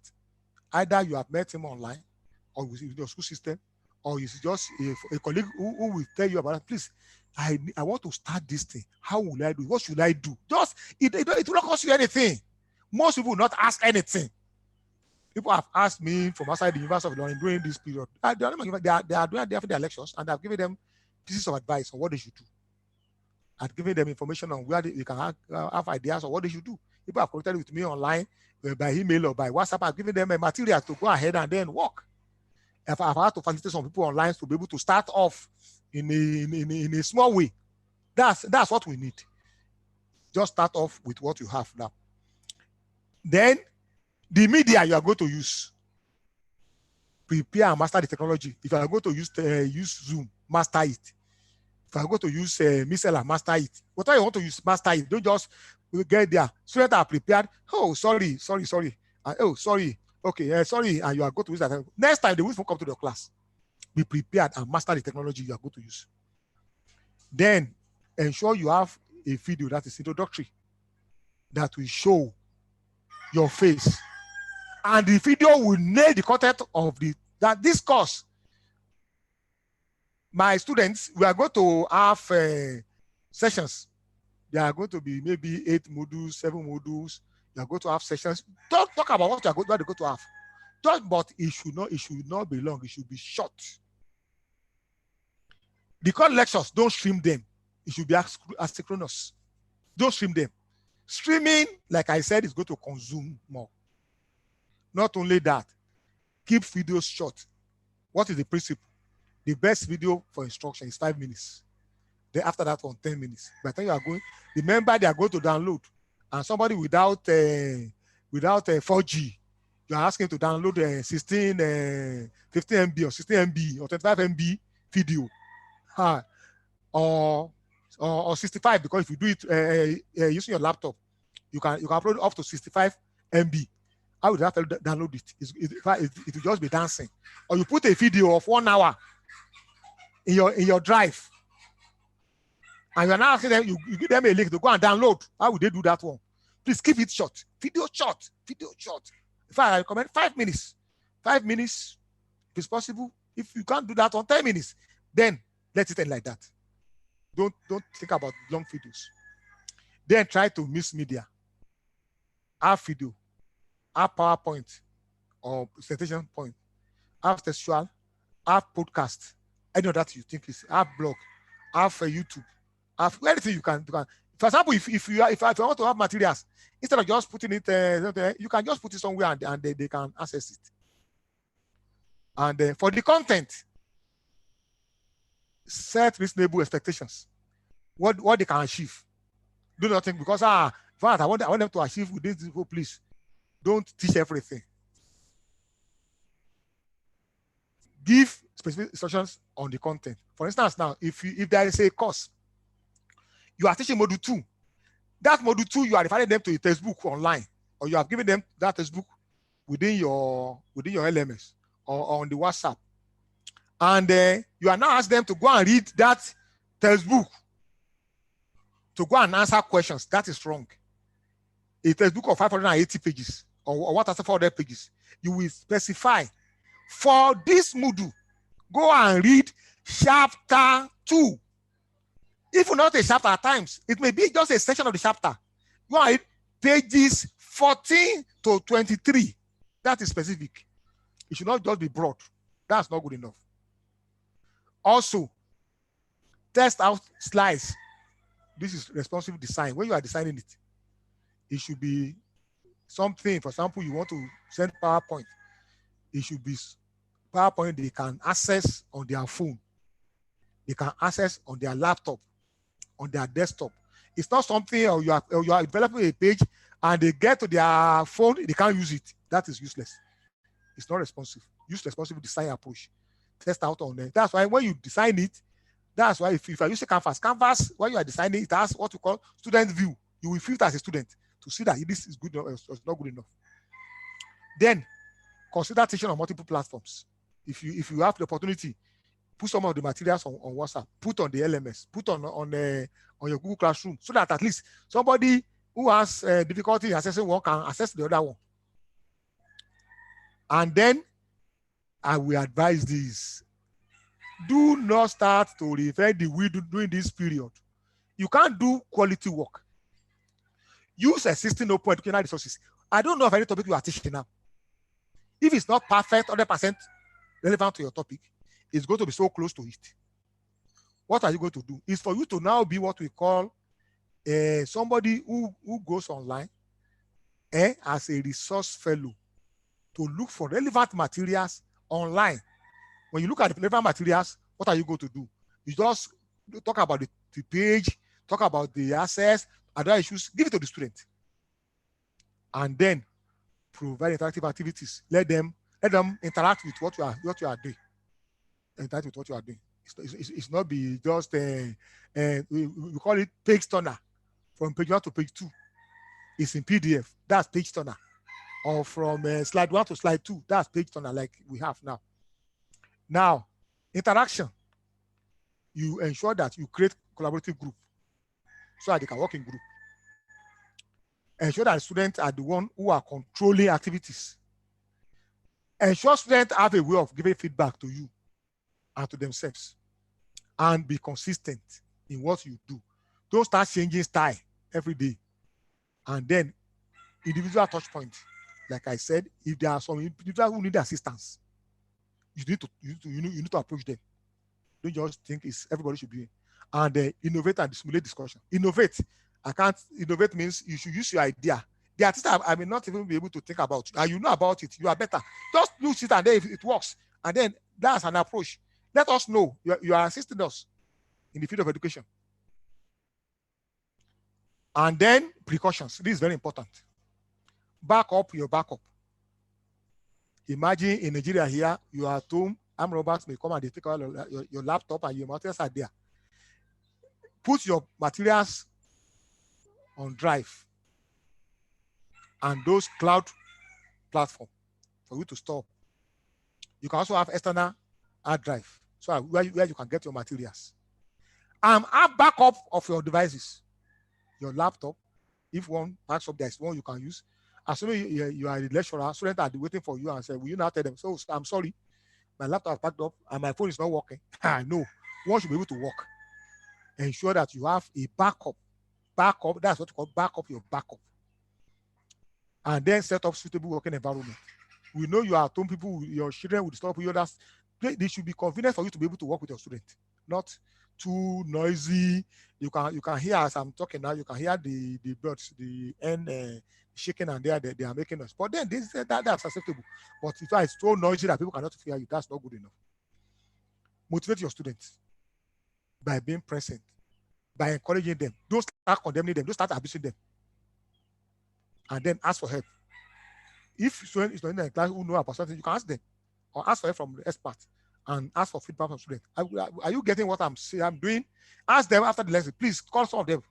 Are you able to join me? What are the issues so that you can take care of those issues during the next one? Because this one is and then finally, don't stop trying. Don't stop trying. So that is the end of that sector. That was indeed a very wonderful and eye-opening section, sir. Thank you so much, Prof. And I'm going to start by taking questions and answers now. Please kindly signify and raise up your hand But before then, there is this question that I would like to address. Someone asked the question in the chat box. Let me see if I can just lay my hands on it. Like, if 50% of the participants don't have internet facilities, how can he conduct ERT? Well, I think I have a current case study I can share with you. Okay, please share with So them, it's please. not compulsory that you take it online using the internet. Yeah, you need to be creative, like just as it has been said. Creativity is key. You need to look at what is available for us. In a school now, there is this school in Ibadan. Presently, what they do is that they ask the teacher to prepare the assignments and package them in the envelope. The parents can come for it, and then at the end of the day, they return it once that is done. So that is creativity. There is no hard and fast truth to it. So we all know what is going on. So I'm going to activate Bushra Ojoye. Sorry if I'm not pronouncing the name very well. You can go on to make your comments now. Bushra Ojoye. Ojoye. Ojoye, okay. We are waiting to have you. Okay, then we have Josephine Nwan. Sorry, I can't pronounce this name well. All right. If you're the one, please, Josephine Juan or something.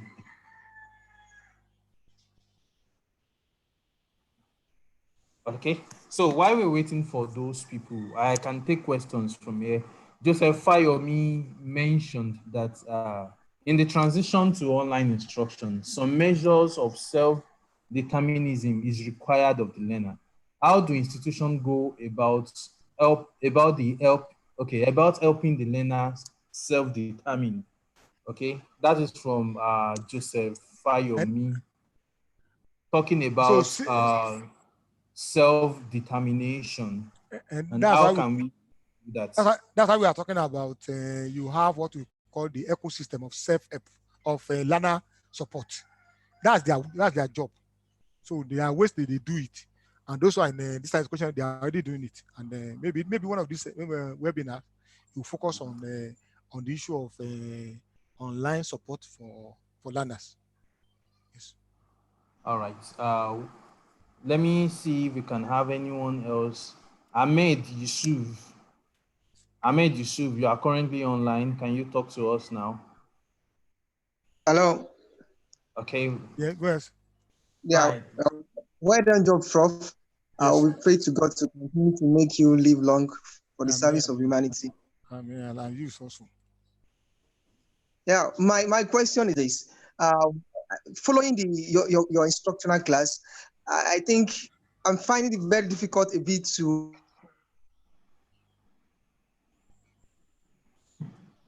primary school students and perhaps those at the early stage of their secondary school education.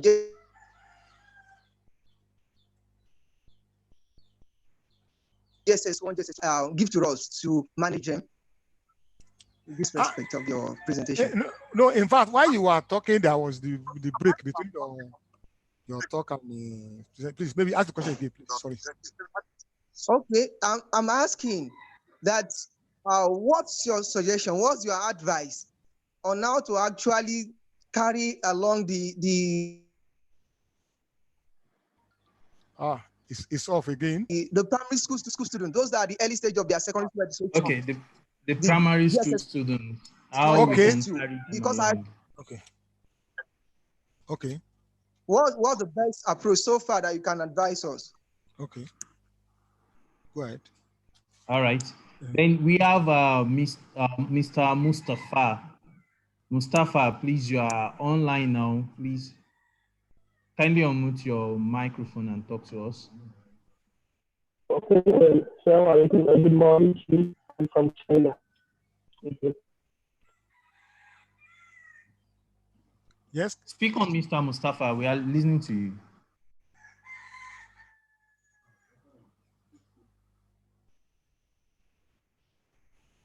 Mr. Mustafa, Okay, I think the network over there is very bad. Let's take, we can see lots of hands here, but Akpabio, please, you are on. Kindly unmute your mic and talk to us. Hello, my brothers and sisters. Thank you for having me. Hello, hello, sir. This is very interesting because I am the director of information technology here, and I have implemented ERT very successfully. We thank God. Yes, and we are doing very well. And we are in the process of implementing a school-centered app, like the app you download from the store, that will allow students to fully do their courses online and do other school-related activities. So, so I just wanted to share that with you folks. Okay. And then, of course, I also wanted to find out, other than the YouTube version of this, I would definitely love to have a downloadable version of this presentation. So, and my information will be available if anybody wants to shout out to me. Please do that. I'm willing to help anybody who needs help. Okay, thanks so much. Thank you. So, just comment. I'll quickly answer a question. You can get this presentation to everyone. You can get it on our professional group page on the LinkedIn. So I have the link currently displayed now. You can just copy it down. Maybe at the end of the day, you can just go there and get it downloaded. Nasruddin Malik, you can talk to us now. Hello, okay. Sir. Hello? Hello, sir. Good evening, sir. Good evening. My prof, sir. Yes, thank God. Yes, this is your son, Malik Nasruddin. Okay. And yes, I've listened to the lectures, and it's very interesting. And then with what I have experienced in some of the primary schools, that they have introduced the use of WhatsApp and Telegram, part of what you have said is also part of what they are using, even at the primary school level, and they are coping with it and they are following it. And I only want, Prof, sir, help us to shed more light on how the primary school and secondary school can key into what you have explained to us now, because it's like it is more useful at the university or higher institution level, but I want you to help us to bring it down to the level of the primary school and secondary school level, so that even those people that are listening to you now can be able to grasp one or two things that they can implement in their various areas or places. Thank you, sir. All right. Lastly, let us take Boniface Akonde. Kindly unmute your mic and talk to us. Boniface Akonde. Yes. Thank you very much. I noticed an improvement in your background this time around compared to the last one. Sorry. The last one, unique first one. Can you hear me? Yes. I think you can make your question in use the Q&A feature. I think talk now. I think is otherwise you can use the you will use that. All right. I think we don't have any now. We've taken all questions. So I think you can continue, sir. Maybe you can answer the questions and then just. Now I will start with those talking about. To me, there are just 2 questions here. Most are comments, and then I've been addressing some of them using the Q&A. Now the issue of internet facilities not available. How do you do it? You had addressed that one. The one I'm going to address really is about primary school students and secondary students. How are they going to be accommodated within this period now?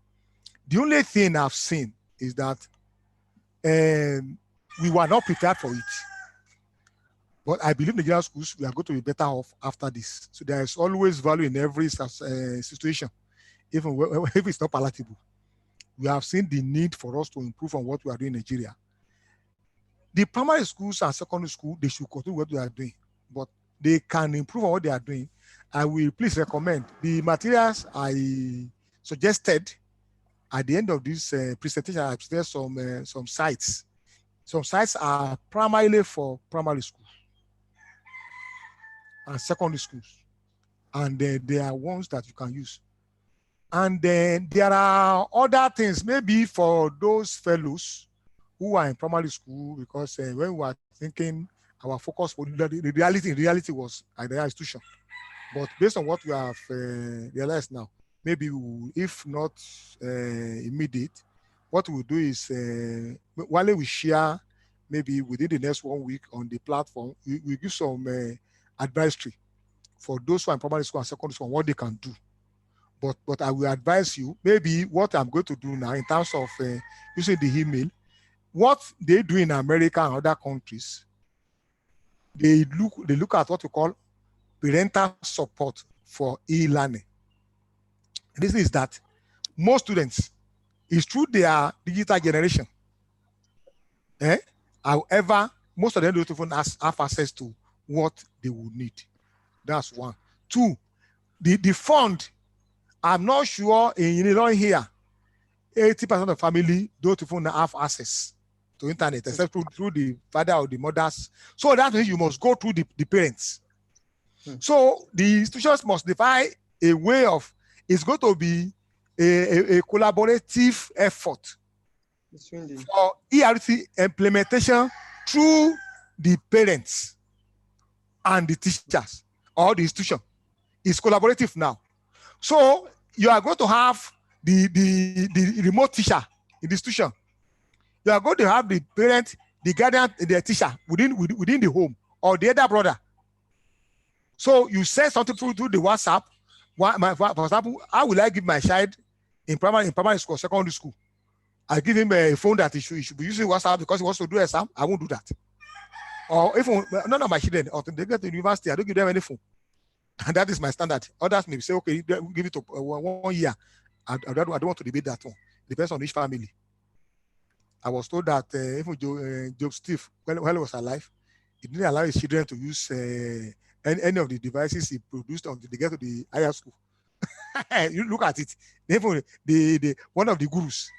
So I will suggest what people are doing now is all right, but they are going through the wrong way.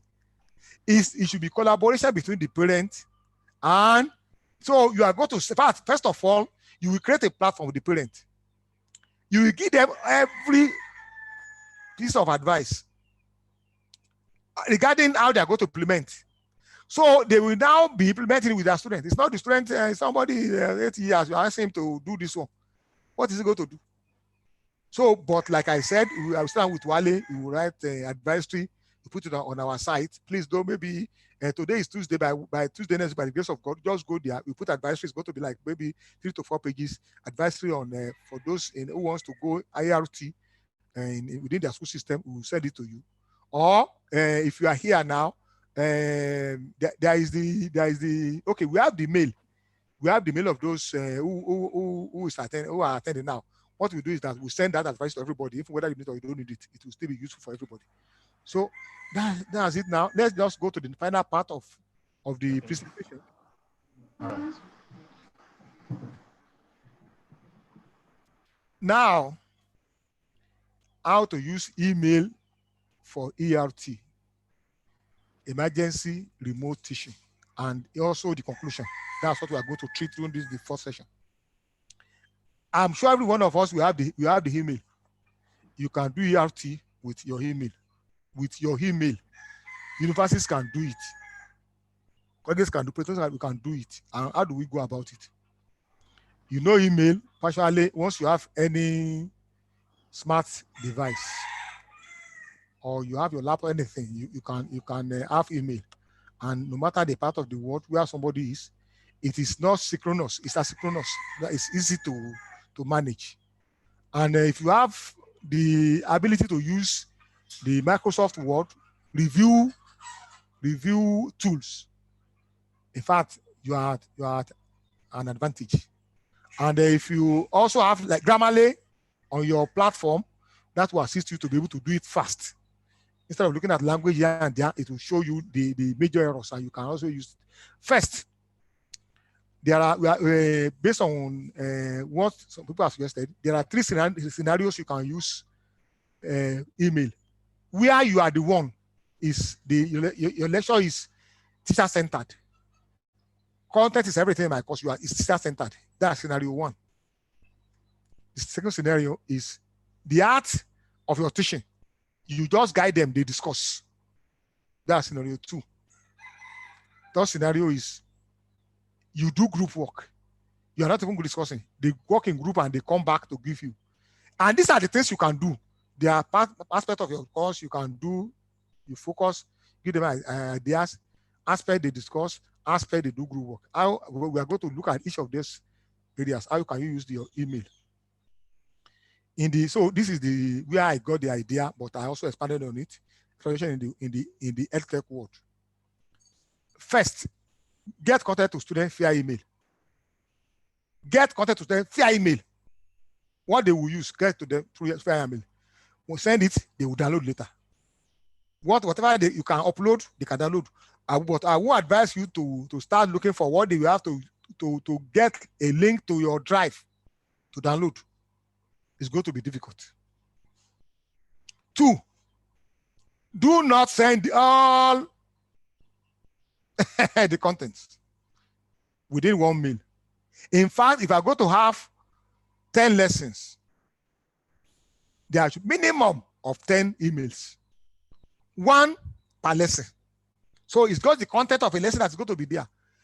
It will be the activities, what they will read, what they will do, how they will collaborate, what they will submit, what they will do as self-assessment. You are going to give it to them in that email. So it's going to be weekly. It's not going to be one old book. It's already in your email. No.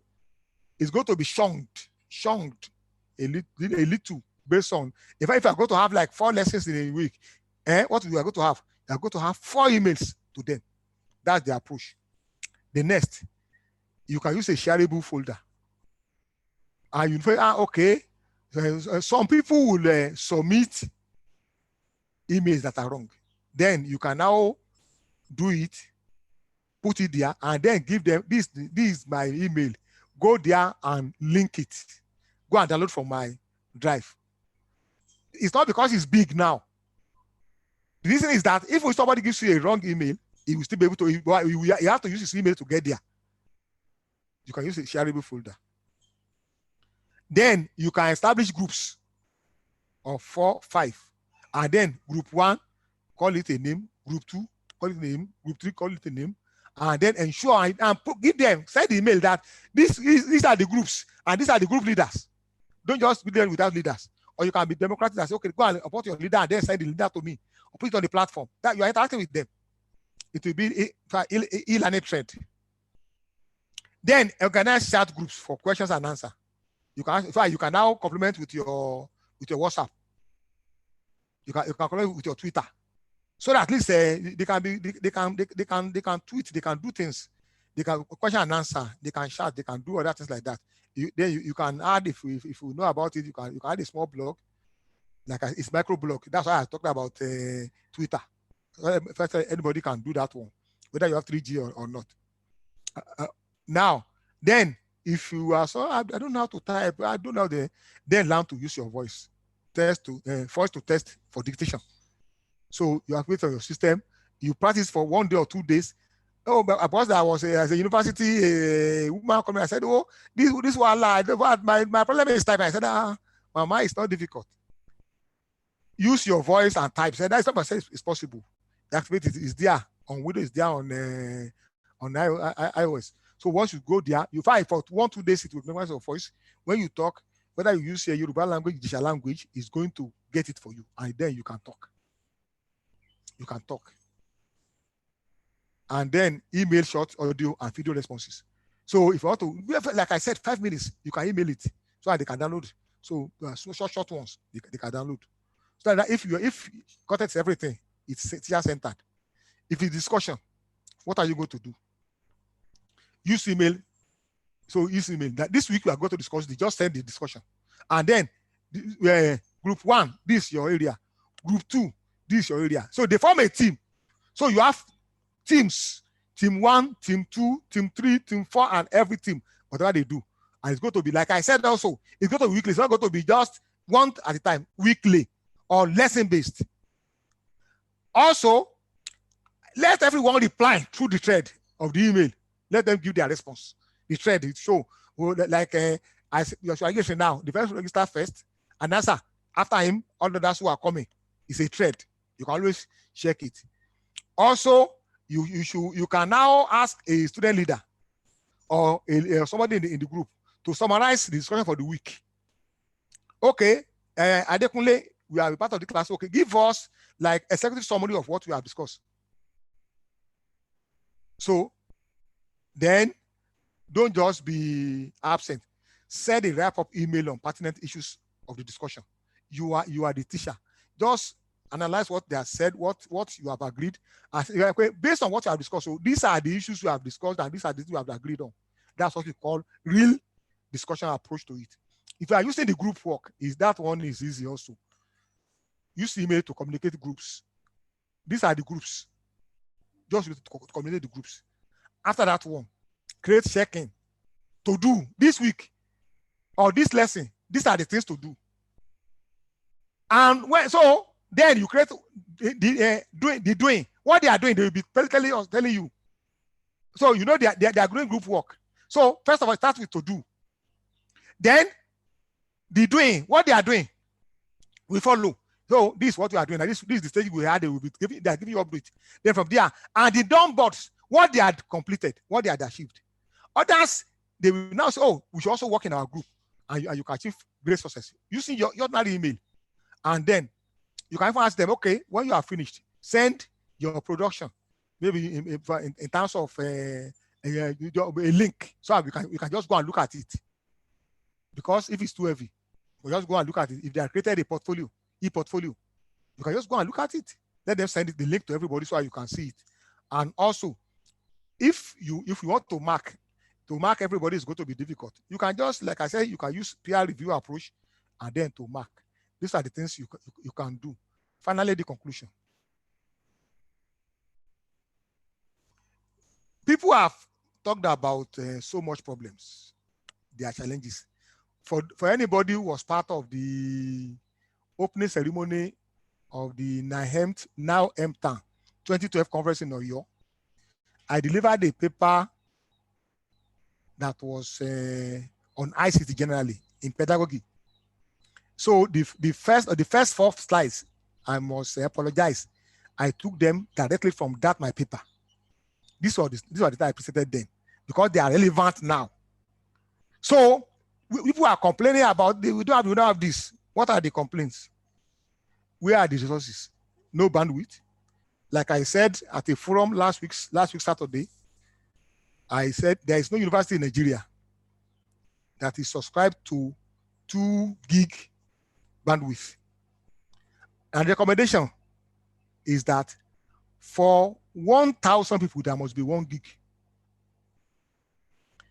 Some universities you have for 5,000. What do they have? They have less than 1 gig. You can know. So then where are the laptops? Where are this? Where are this? Those are challenges. They are true. Then no electricity. Like in fact, I had to stand up while I was presenting. I had to put on my inverter because my laptop was about to go off. Also, no motivation. If you do it, if will not appreciate you, they will even abuse you, they won't give you money. These are things we do. They are complaints, they are challenges. No leadership support. You are making the effort, and then your guy just said, like Professor Imuge gave us a story. Somebody went on a workshop training. He came back, he was telling the principal what he had learned and how he was going to change the system, how improve the system. What was the response of the principal? He said, we 10 naira do. That means if it's going to be more than 10 naira, I'm not going to be involved. That was the end of discussion. Nothing was done again. The training became a waste. So leadership, they are not supporting you. That is true. I know these are challenges. And also, the present system, maybe people are doing, if not for the COVID, maybe we are teaching them, they are having their degree at first class. Please, can we just continue to do what we are doing? All these people, you want to sell your product. These are the things we are saying. If it is true, but that is not true. This is true. We know. So people have the misgivings. But note one thing, and then more. Whatever you can think, that in fact we don't have the training, we don't have all these things you are thinking about. There are challenges, we know. Should that be the thing that will stop us from going ahead? My answer is no. Where there is the will, we can try to leverage on the potentials of ICT for quality emergency remote teaching. What we have now is not enough, but we can still have quality emergency teaching, ERT. We can make the real paradigm shift. What do we need to do this? One, we need the vision.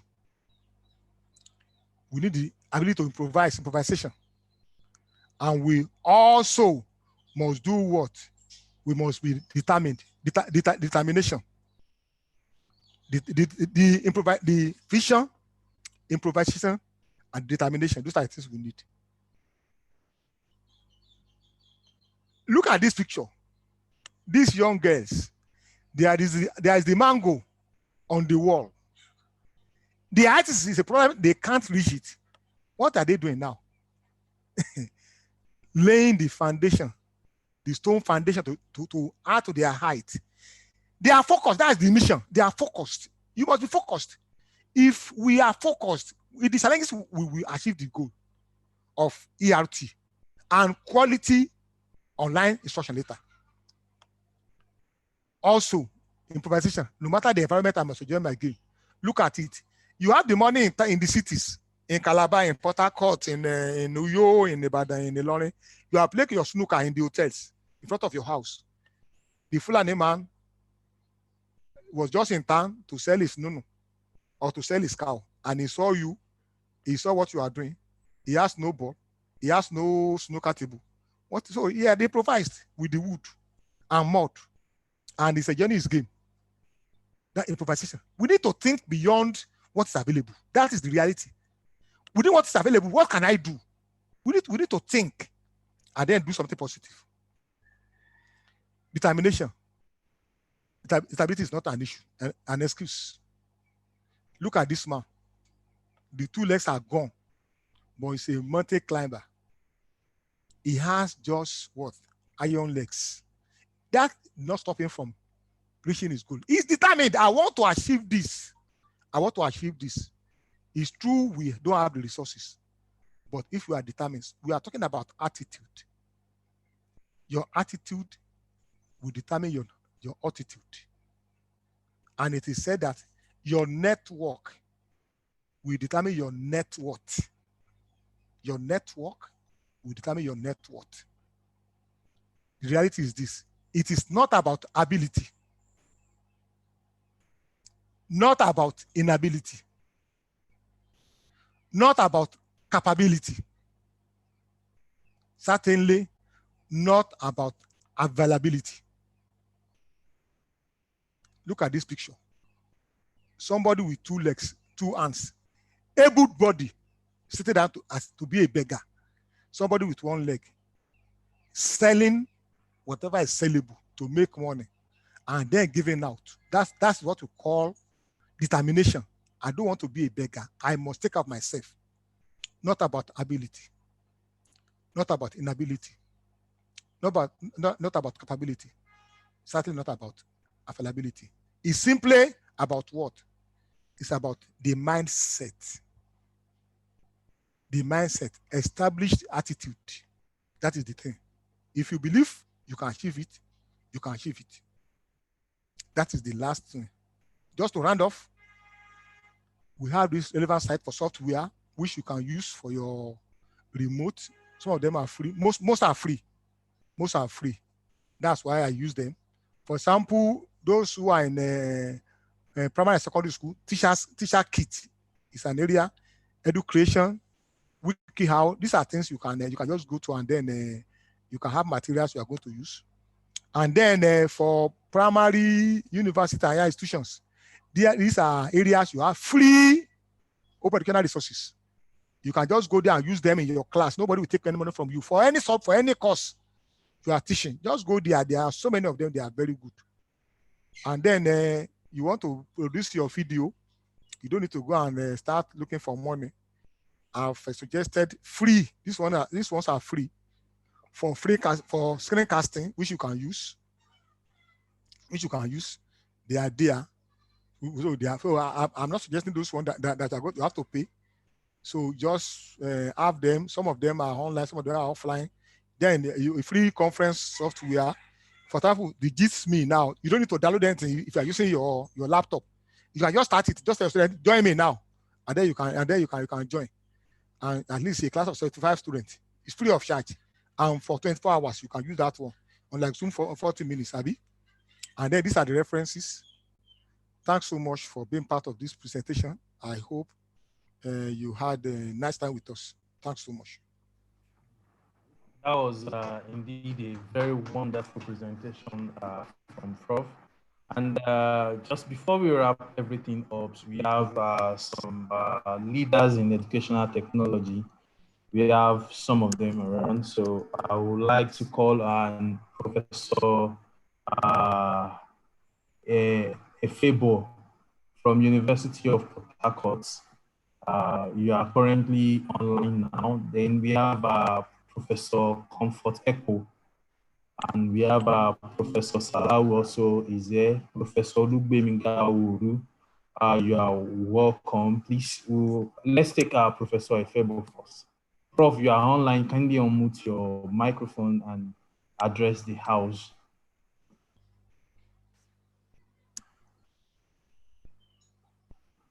Hello, Professor Efebo.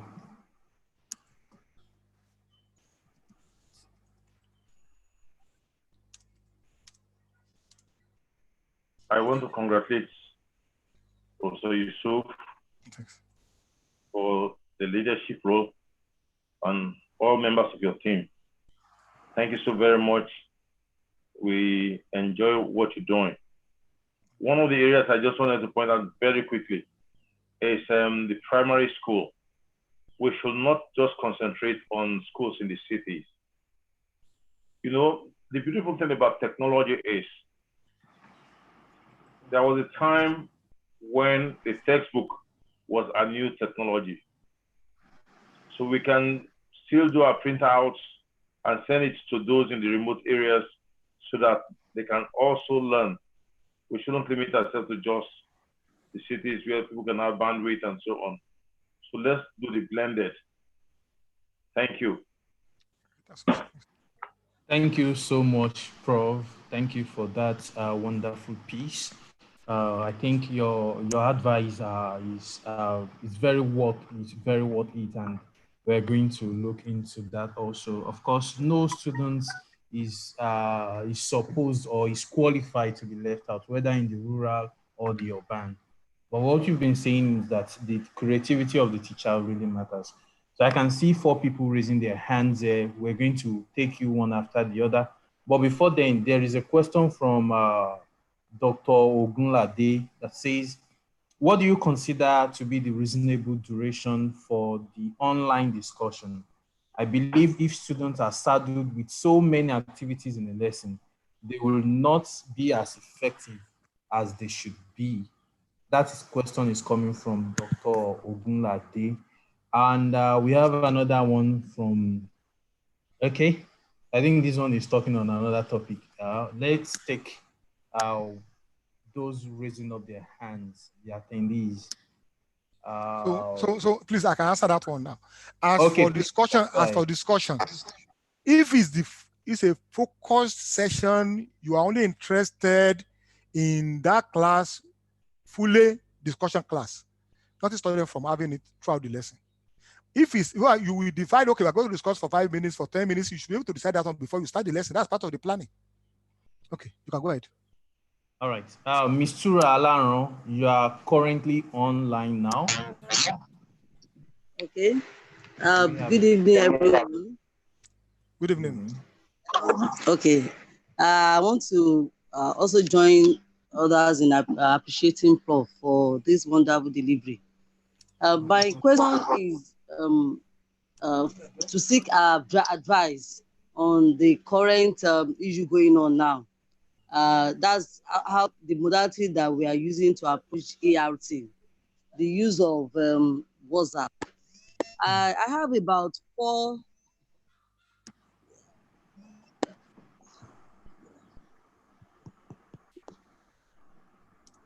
Sorry, sir. Hello, sir.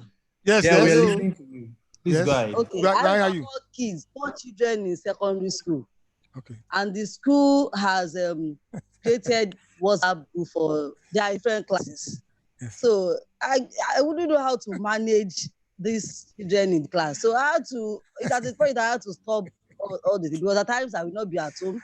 Even when I'm at home, the classes will be going on concurrently, and I cannot afford to buy phone for all of them. Even it is not even proper. It's not So proper. I'm not seeing WhatsApp to be an option for this ERT thing, sir. So I don't know if it could be an option. How do we manage in that kind of situation, sir? Thank you, sir. Okay. Thank Okay. you so much for your question, ma. I think Prof will answer. Let's take others who are raising up their hands. I think I have, sorry, Ajayi. What of the prof? You want? Ajayi. What of the Okay, prof? yes. I think Professor. Prof is still here. Professor Olugbemiga Oworu. Professor Olugbemiga Oworu, can we have your comments, sir? Kindly unmute the mic and talk to us. Yeah, okay. Am I on? Yes, very on now, sir. Okay, I want to appreciate Prof for putting up this very sound educative program. I want to believe that there will be need for a lot of practical workshops where teachers and lecturers will actually be able to practice using their laptops. During training while in the university, most people did not have this opportunity. It's a new area. So there'll be need for real practical sessions, like workshops, where attendees will come with their laptops. They will actually be able to do hands-on. But this is a very good preliminary. Prof, I want to really appreciate you. It's a good work. Yes, sir. God bless you. Thank you so much, sir. Then can we take Agnes Lambert? Agnes Lambert, if you're there, kindly unmute your microphone and talk to us.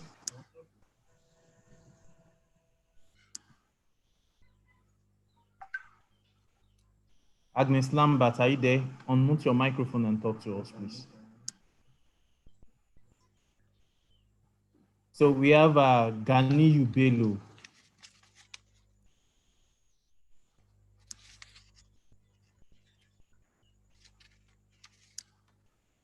Gani Ubelo, if you're there, kindly unmute your mic and talk to us. Give us your comment or your question.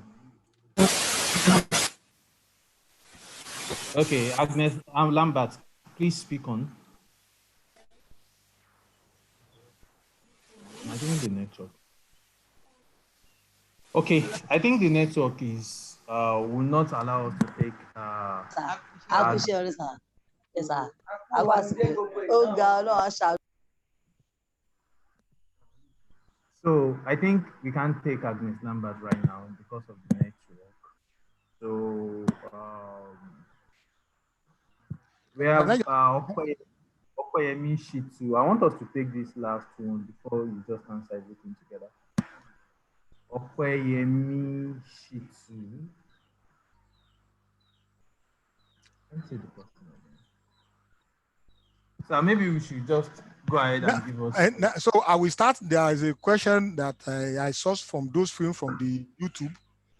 Somebody asked the difference between technology enabled and technology enhanced, which I used at the beginning. Technology enabled, we are talking of enabling access to education.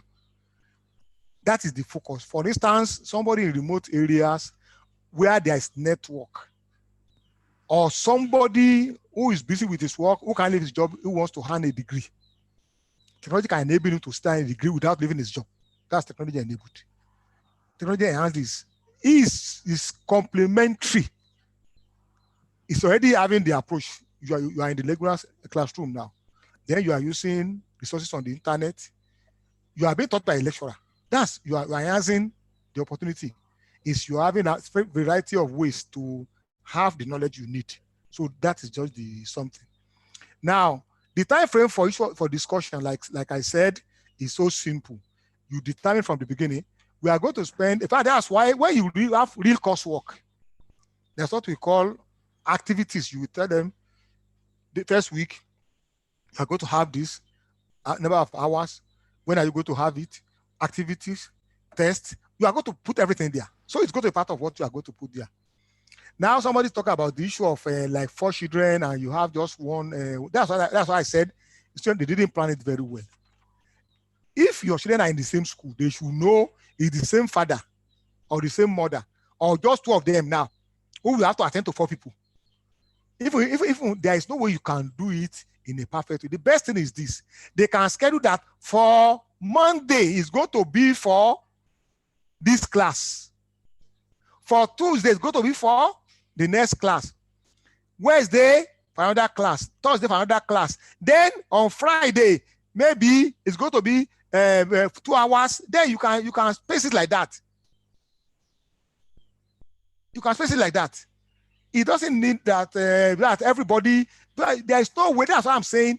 They should collaborate with the parents. They planned as just teachers, not as instructional designers. A designer will sit down and look at it. What are the circumstances?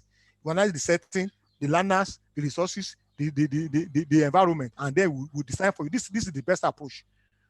So it will not work now, what they are doing. But like I'm saying, I really appreciate them. Please, Dr. Bello, you can just ask your question so that we can go. Dr. Bello, you are Dr. on. Bello, you can speak to us now. Microphone is on. Okay, please, Wale, you can now hand the something. All right. To tell people about the certificate. Okay. Thank you so much for the participants of last webinar, the one we had in April. The certificate had already been sent to your email. And I want to suggest, if you are part of all those of you that usually get emails from us, please add us to the trusted list such that our subsequent email will not be dropping on your spam box. So, and then we have come to the end of the May edition of AITIE webinar series. We hope to see you next month by God's grace, where we'll be coming with another interesting topics, and which will help us to integrate technology in a creative way. And then next month, I think we don't know yet what the topic will be, but we want you to be ready to prepare ahead and look forward to it. Get your laptop, get your writing materials, get all things ready, as we're going to engage you in a very interesting topic that will make you to integrate technology effortlessly.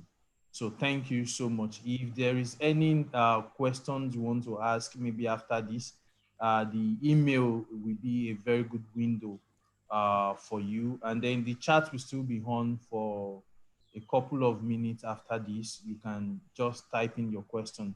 And also, we have just created a platform, a group chat for professional interaction, among educational technologists, instructional designers.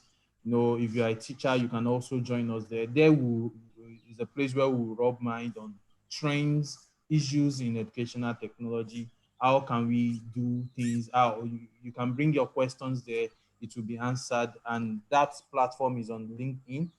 I've shared it before now, and the link will also be sent to the group chat, and then please, you can participate. Ensure you are there and you're part of the group, so your questions will be taken from time to time. So I want to thank you very much for being here. We had a very large audience today. At the peak, we were about 220, and that was at the peak. So it's a very great and encouraging number. Thank you so much, sir. Thank you so much, Ma. So Just a little information for those who are looking for the the certificate for this webinar, you have to pay 1,000. Wale, please give information on those who want to have certificate for the webinar, because some people they are saying they need it.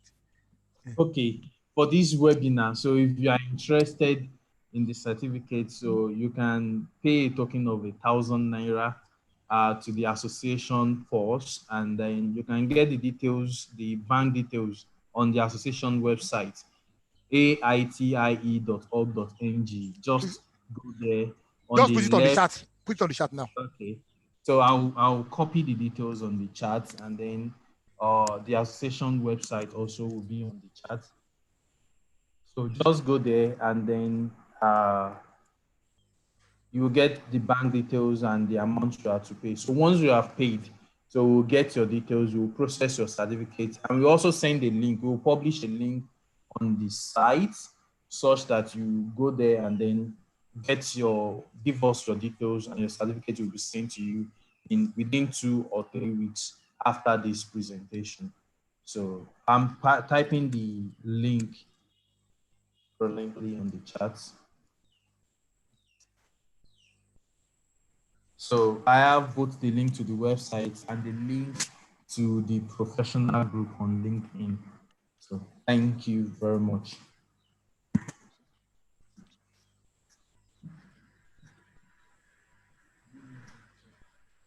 So I want to thank our facilitator also. Thank you for your time, for taking your time to prepare such a fantastic lecture. We thank you so much for this.